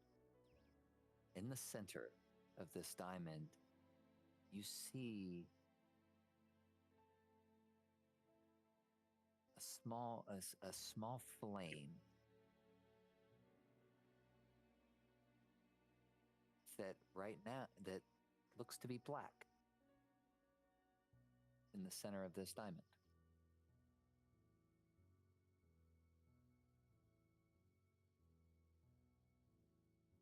Did you feel anything, Sully? There is marks on your back. I describe it to her. Oh, yeah, sorry. No, you're good. I did. I felt mine in my chest, right? Correct. I'm gonna pull my jerkin forward a little bit to look down at my chest, see if there's any marks. So as you look down, you do see some blue markings. You can't really make out what it is through all the darkness and looking down through your shirt, but you do see some blue markings there. Vivian, they explain this stuff to you. What is your reaction to finding out you have this new mark on your neck? My first concern is it covering one of the other ones? Nope, it is in a spot that is not covered with a tattoo. Okay.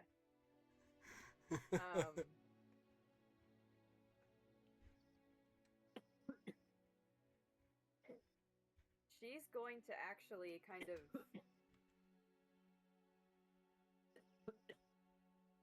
take a moment and like kind of draw back onto herself, and seeing her, you see her eyes kind of light up.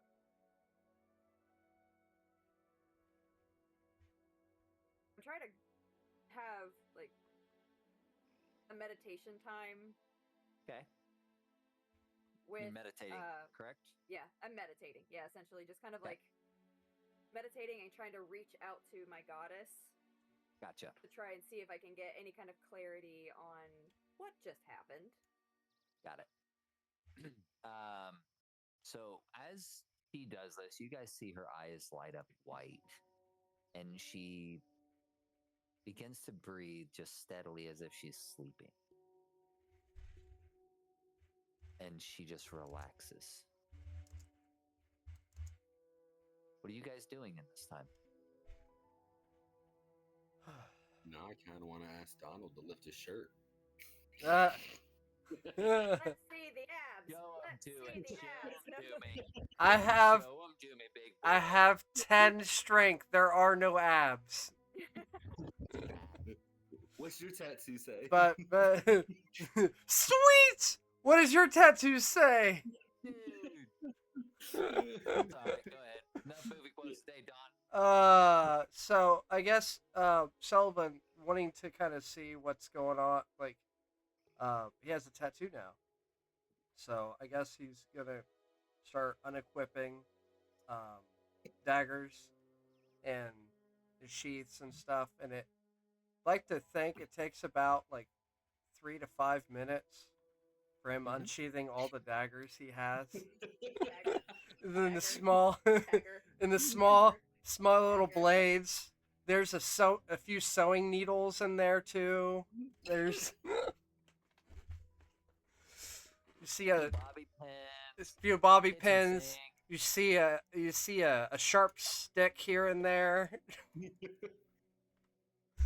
Anything pointing. Anything with a point that could hold up to being used as a Used pokey it. weapon at least once he uses. He Mary Poppins.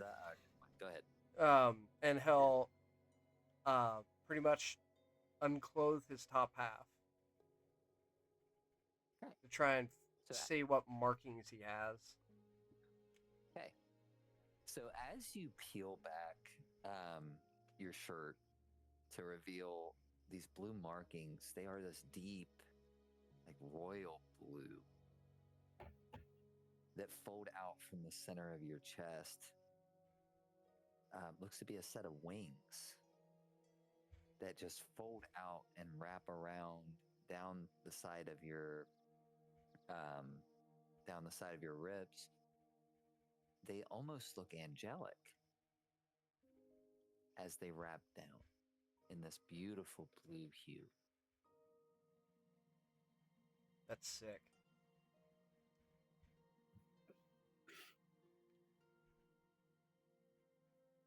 Sullivan looks at it,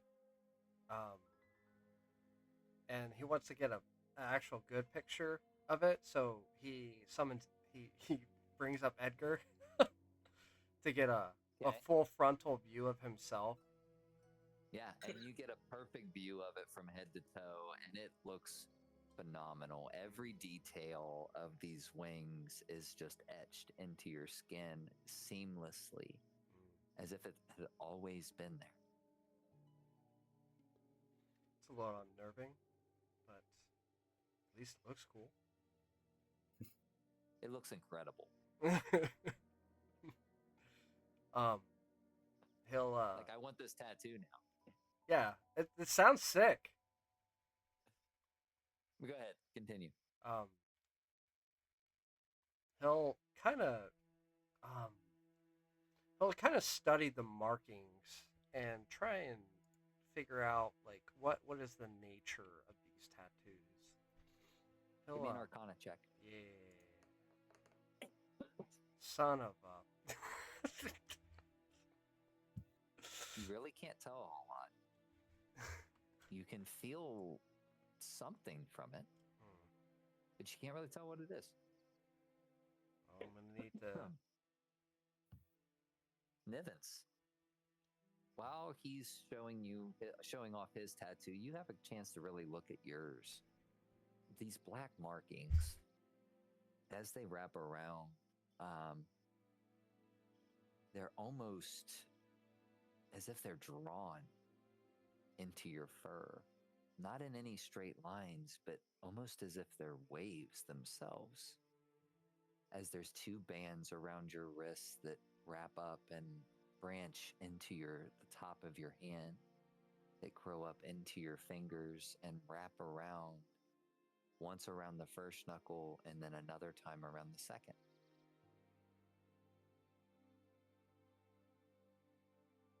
On all the fingers? On every finger. So it's almost like it's have you seen think Karapika, the chain things? Think Yes. that, but more with like a wave, more like a wave. That's so awesome. And that is that is in your black fur, or in your fur. It has actually changed color to black.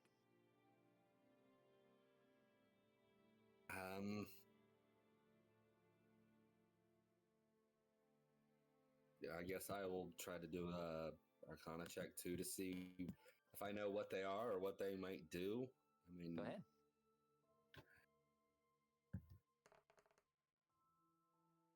Really?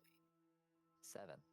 No, again, you feel something coming from these, but you're not quite sure what it is. I was about to get a little mad if he would have got like a 20 or something. Yeah. So Wait, while you Rick, guys you know, are keep- checking these things out, and doing what you're doing, Vivian, you are focusing so heavily on what this thing is and your goddess, and asking, are you pleading for help at this time? Or guidance? It's more of like reaching out and be like, what is this? Just not necessarily crying out in like desperation, but like. Got it. So, as you're focusing,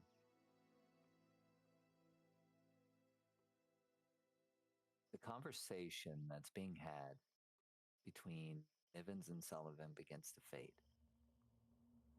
begins to get very quiet.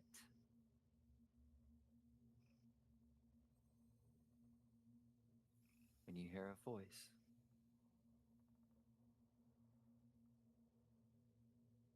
oh, my daughter.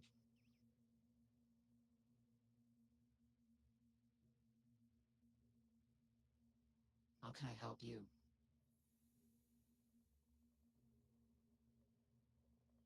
I need guidance.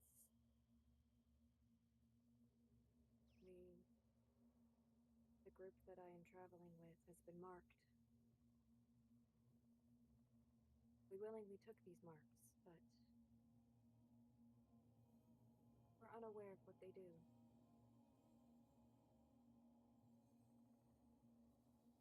Oh, it's quite beautiful.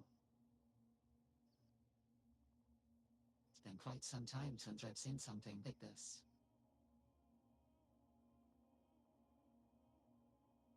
You are lucky, my dear. So The this is a being good thing. knew. Oh, yes. Whatever being decided to bestow this upon you must have high hopes. They must have seen what I see.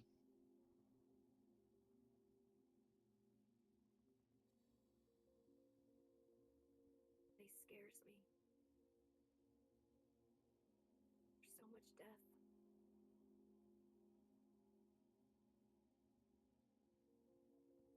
Why do you think you are here, my dear? Do you think I would allow one of my dear children to wander in a place like this by mistake?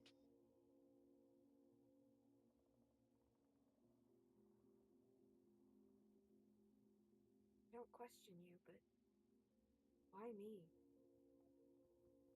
I failed my assignment.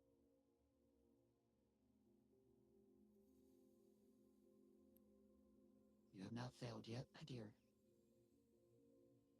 There's still much for you to learn.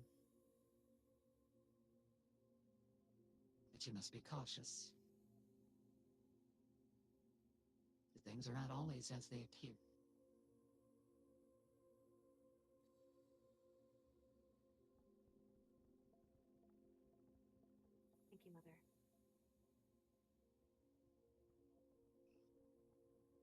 Of course, my dear.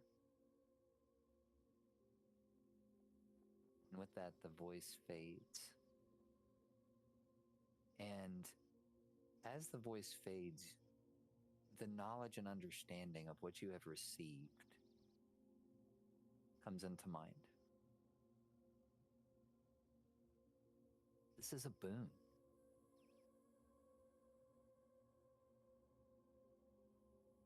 The boon of spell recall. Go ahead and add that. Now, I don't know how that's going to work. I've never played around with boons, but it's in the book, so I'm assuming it's something you can add. I'll see what I can find. Yeah, we'll tinker around with that later. But yes, you have the boon of spell recall.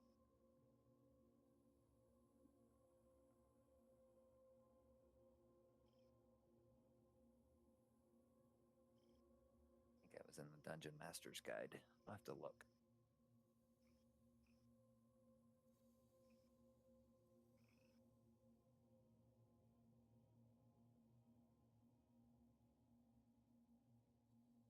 In your eyes, as the voice fades, as you have this understanding, your eyes begin to fade back in to where you hear Sullivan and Niven finishing up their conversations.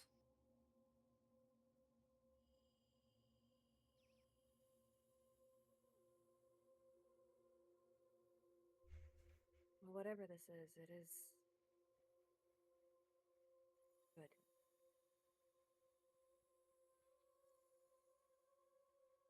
Good to hear that we're not cursed or something. Apparently, people have faith in us. Well, Let's not disappoint them. yes. Hopefully we can help the people be rid of these hags. And he'll re-equip his stuff.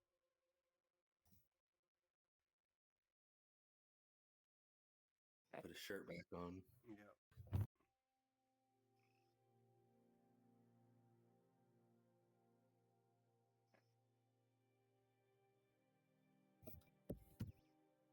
And she'll look at Sullivan. Have you gone through and completely washed yourself with the prestidigitation? Yeah. Okay. Yeah. I mean, I feel like I would have, like, with this amount of time. Just do, do, do. Yeah, just little spots here and there. And then I'll look at everybody else and see what he can clean up with prestidigitation there. The blood or grime.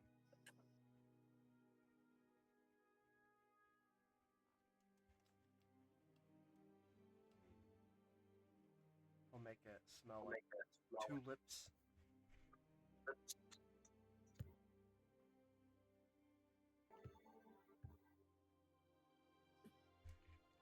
Okay.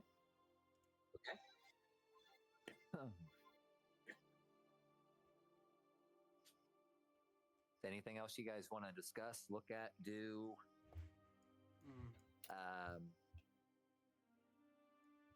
Anything like that? You could double dip. No, kidding. What do you mean? Double dip. We got the boons. We'll get these items too. No. No. Too much. The greed. Yep. No, I'll get messed up by the will-o-wisps. Take 4 lightning Vivian bolts is to just the going face. to acknowledge Caligo and just be like, "Was that good? Did you have a good snack?" And Caligo, as you're saying that, will shimmy and shake and rub up against you happily. All right, it's nap time. Did you notice that? Yeah, I did. Like, I'm just gonna scooch over here. I missed it. his character just slowly just. He just kind of jiggles. It was great. I saw it. And I'm like, really? Awesome. Okay. So you guys kind of settle in for the night. You just saved these will-o-wisps.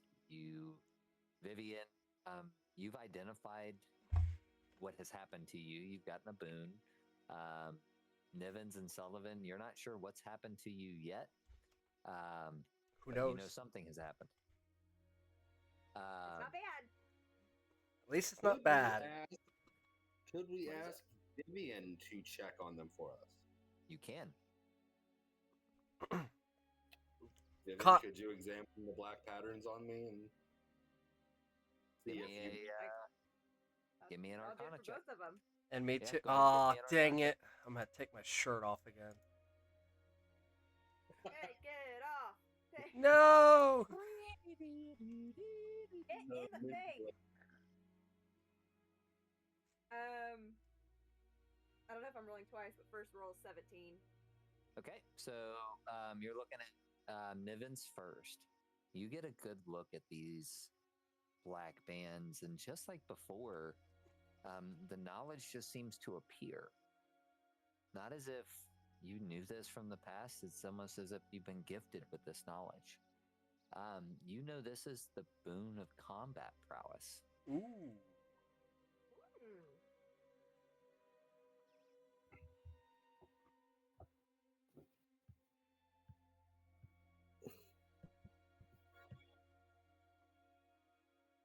And then with that, go ahead and give me a roll for Sullivan. Get in the thing. Come on, roll low. I did. I knew it! I got a 9.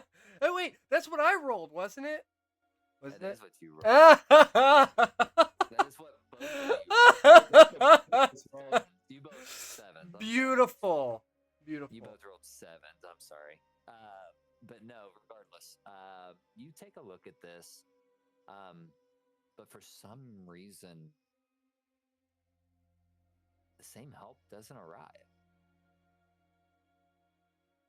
The same information that you had for yourself in Nivens, it's not there. You're not sure if this has to do with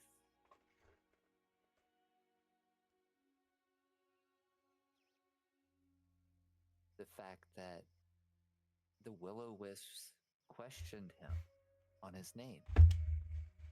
You don't know if this has to do... Yes, you would have heard that. Yeah, Okay. I said it out I loud. wasn't sure. Okay. Yes, you would have heard that. You don't know if it was about Sullivan and his name. You don't know if it was about, or if it's about your patron's warning. Or maybe you just didn't have enough power or enough faith.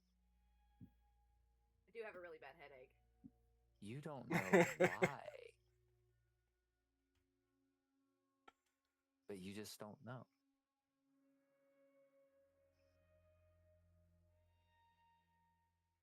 Nivens, I got something from yours. I got nothing from you, Sullivan. Sully?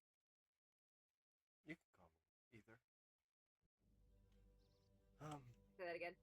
You can call me either. Oh, if we're here, let's stick to... The nicknames. All right, bye. Yeah. Well, it can't be helped. Very mysterious.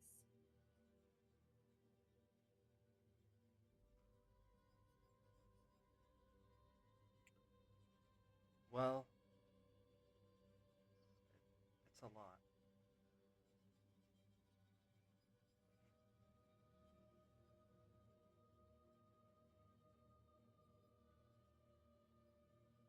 Okay.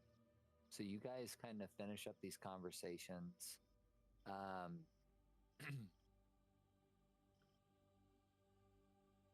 Is there anything else you guys want to look at that you have found? Is there anything you guys want to discuss? Plans, where to go, anything like that?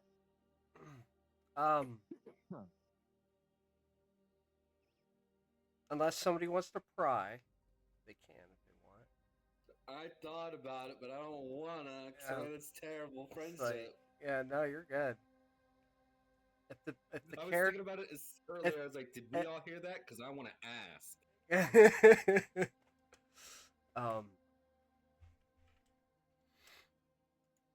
Okay, I will ask. What did they mean by your real name earlier? well, And I ask it in a friendly tone. You don't have to tell me if it's something personal. well, I know we're not that close yet. you're fine. I mean, you both have saved my life twice over, so. Well, where to start?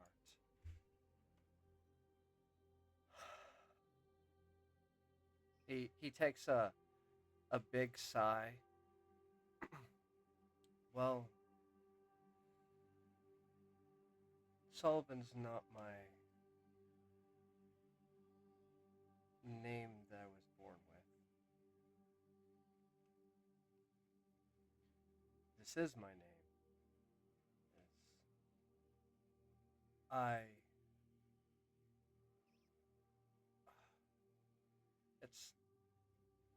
took it from somebody else.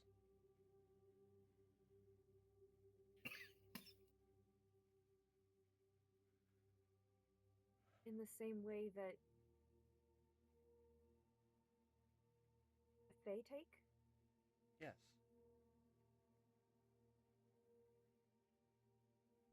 Why?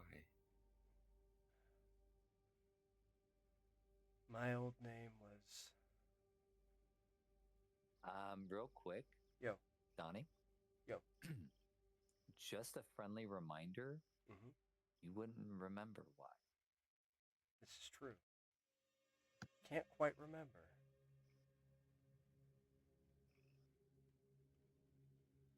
I just know that it needed to be done.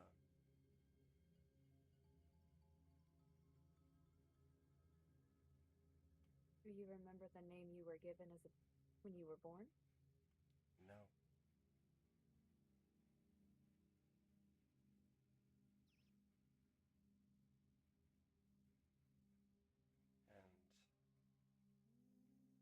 And something spoke.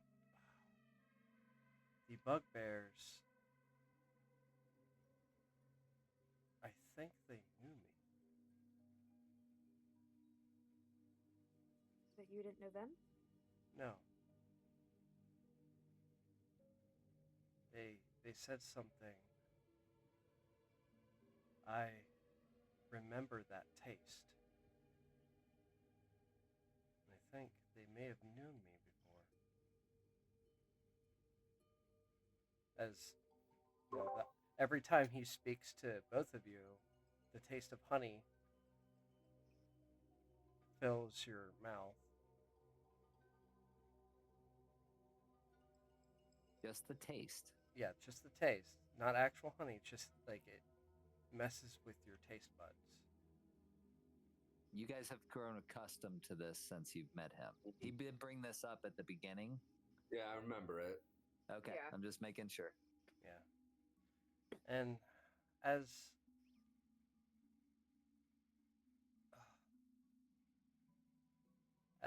and this is the truth, I have very little amounts of memories that I have.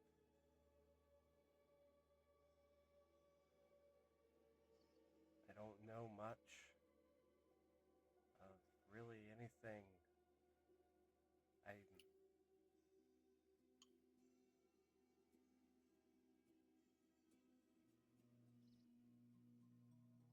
I'm here to try and regain those memories. That's why I've wanted to come here in the first place. It's my business here. I cannot remember my past, and I cannot foresee a future.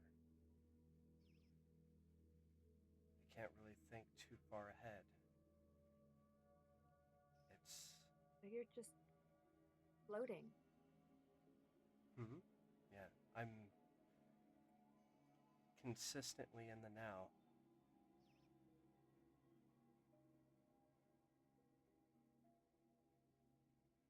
I have no past, I have no future, I only have present. And I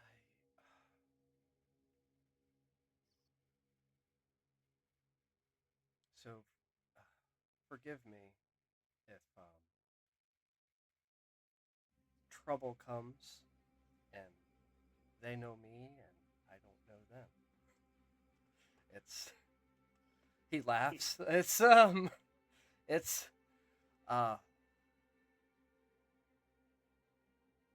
don't know how much trouble I'm in. Well, we're all in it together. I appreciate that, Nivens. Then we'll And try to help as best we can with the memories. I appreciate that, and I haven't forgotten your search for your friend, and we still need to find Pig Sow, Sow Pig. Sow Pig. Pretty sure she has something to do with the disappearance of my friend. I can't prove that. The hunch. Yeah, it's in the works, but we are currently Agdon's, I think, our next target, unless either of you two. No, I think that's where we're heading, isn't it? I believe so. But I just wanted to, spotty memory and all. But I cherish the memories I've made with you two so far. I don't take kindly to threats. We can tell.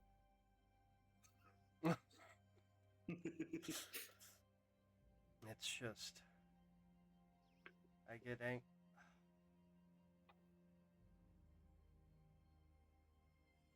There's just something.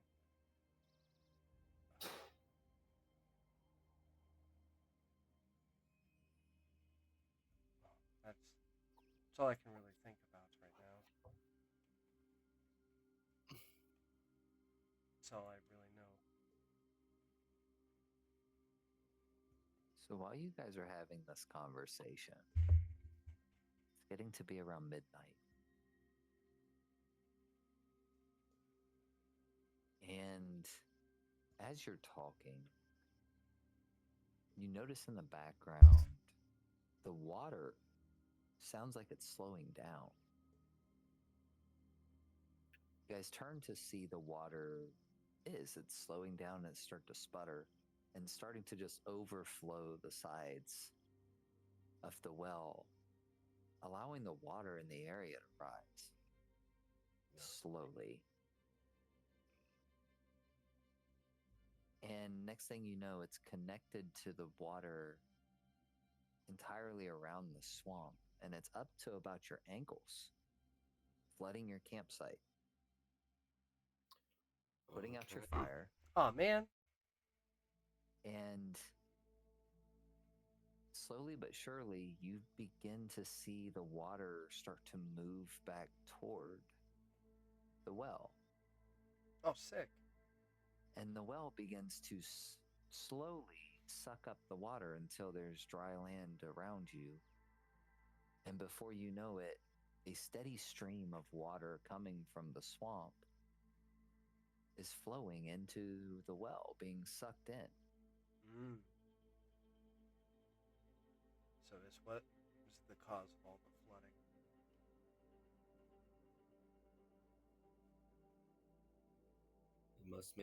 Must be their defense mechanism. Yeah. Whenever they're in trouble, Yeah, they fire it they out. start.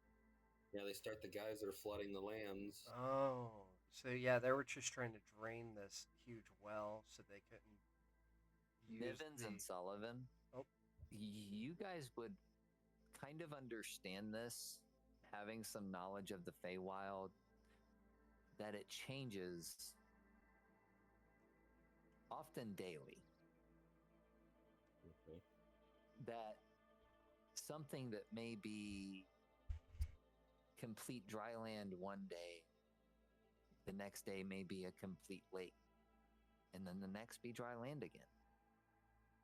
So you would understand this type of phenomenon being in the Feywild.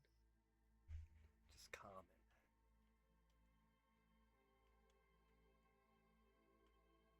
Had to. Sorry, I don't know if anybody saw that. You're good. you, I see it. you saw. You said Or- it, and I was like, I don't. gotta make that disappear. Yeah, I don't see that anymore. But now you guys are back on dry land. Your tents were not disturbed. The snail did not seem to be bothered at all. Nothing was sucked in. Your fire's just out. Oh, hiccup. Can I try to relight it? Yeah. I just want to throw a little fire punch at it. And poof, it lights but right back up. Okay, I don't know how to do that. So somebody else is gonna put it back. I got you. First, beat you to it. Dadgummit. Either way, so yeah, so you guys have fire, everything's set up. It is about midnight, so Should we sleep for the night and head out early in the morning? Sure. I'll take first watch if Okay. nobody else wants to. You say you'll take Sullivan's the first got watch? first watch. Yeah, I'll ritual cast alarm as well.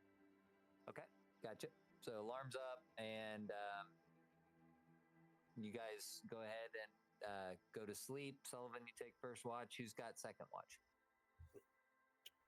I'm assuming Vivian, because she's only got 4 hours Yeah. for a long rest. Let's say. Gotcha.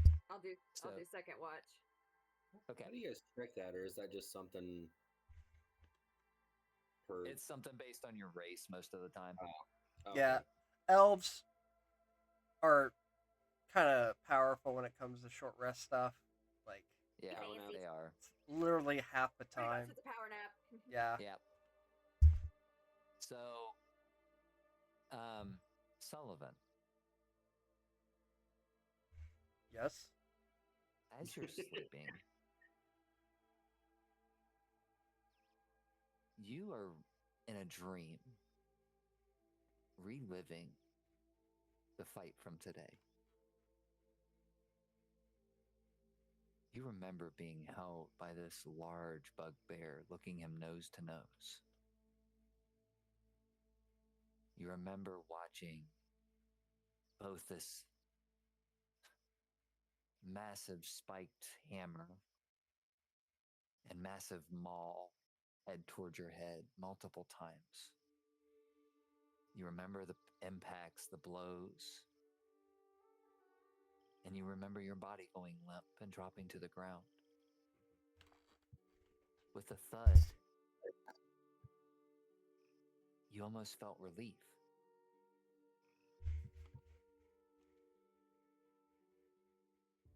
And in your mind, you jump from laying helpless on the ground to standing above the bugbear,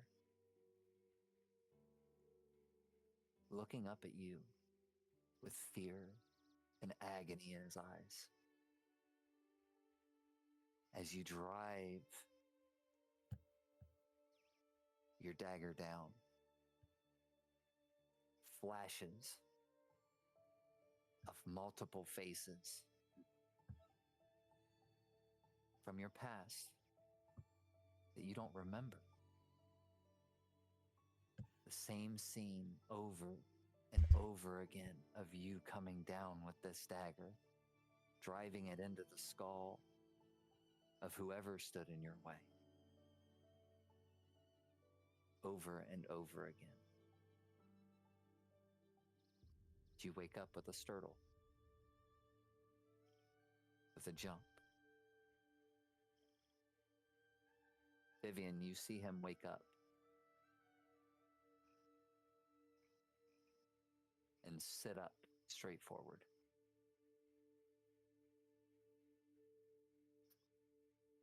All good, my friend?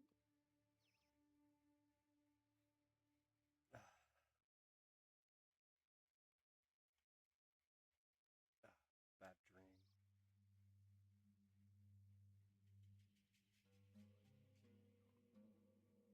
Nightmares of the past. So you remembered something? Mm.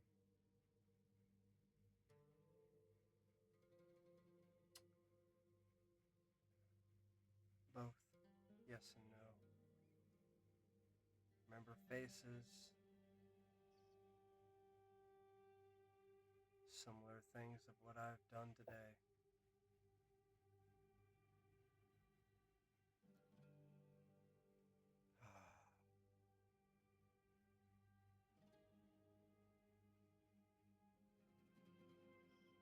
As he'll lay back down and try and remember the faces. And try and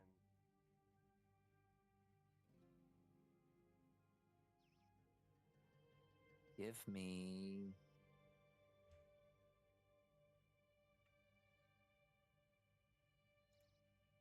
just give me an intelligence check.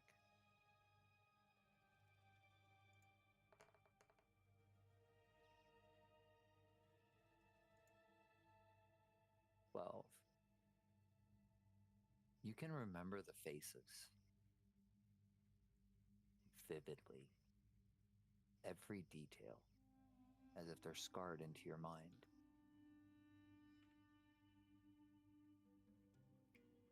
One half-orc man, large yellow tusks coming from his bottom lip, looking up with you with a stern brow.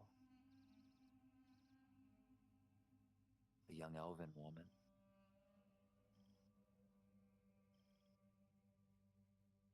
Beautiful, long black hair, bright blue eyes, with tears streaming down her face.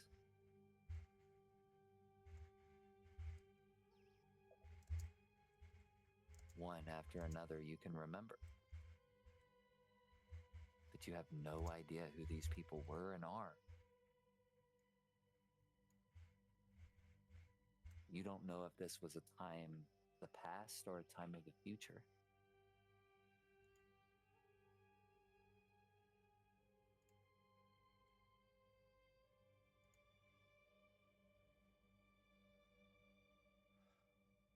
he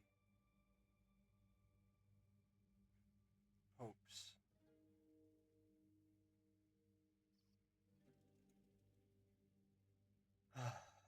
he hopes that it's of the future that he can prevent, but he dreads and he probably believes it's of the past.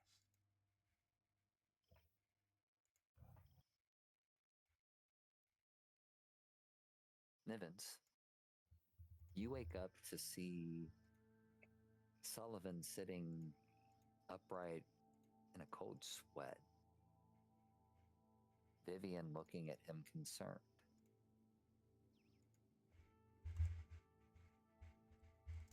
Are you all right?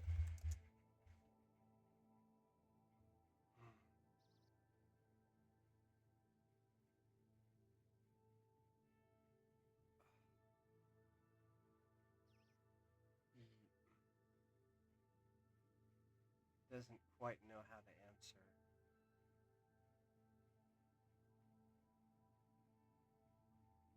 I have to be. It's just remembering things. And mystics.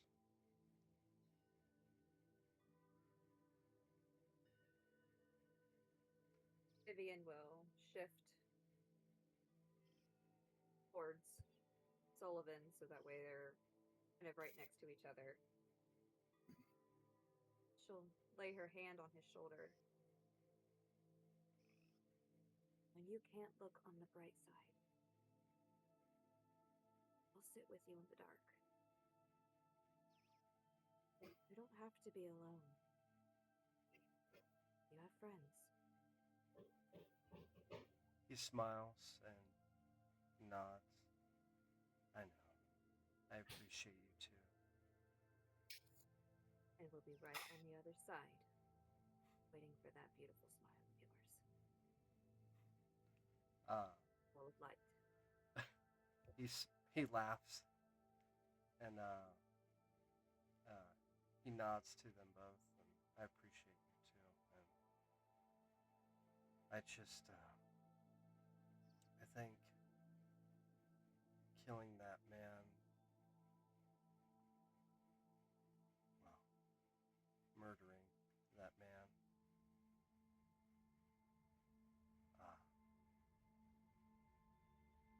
brought some memories up that I didn't know I had.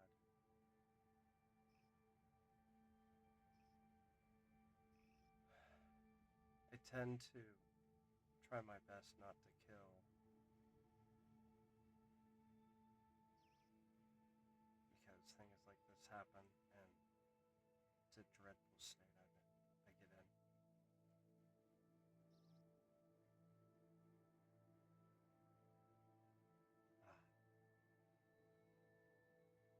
Taking someone's life is bad for the soul.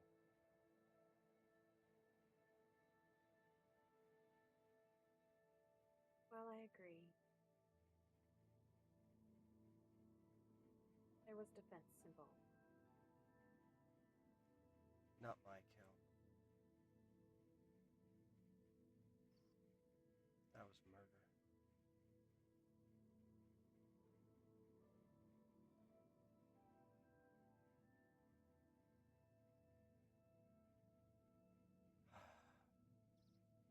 As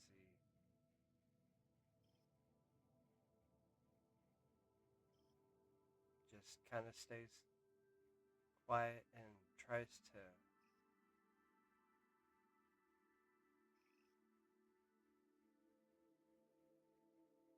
show appreciation to his friends, and his smile, he's just trying to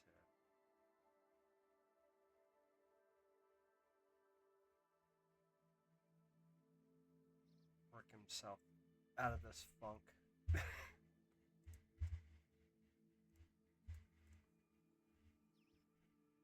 Well, you two need some more sleep. Try to get some more rest.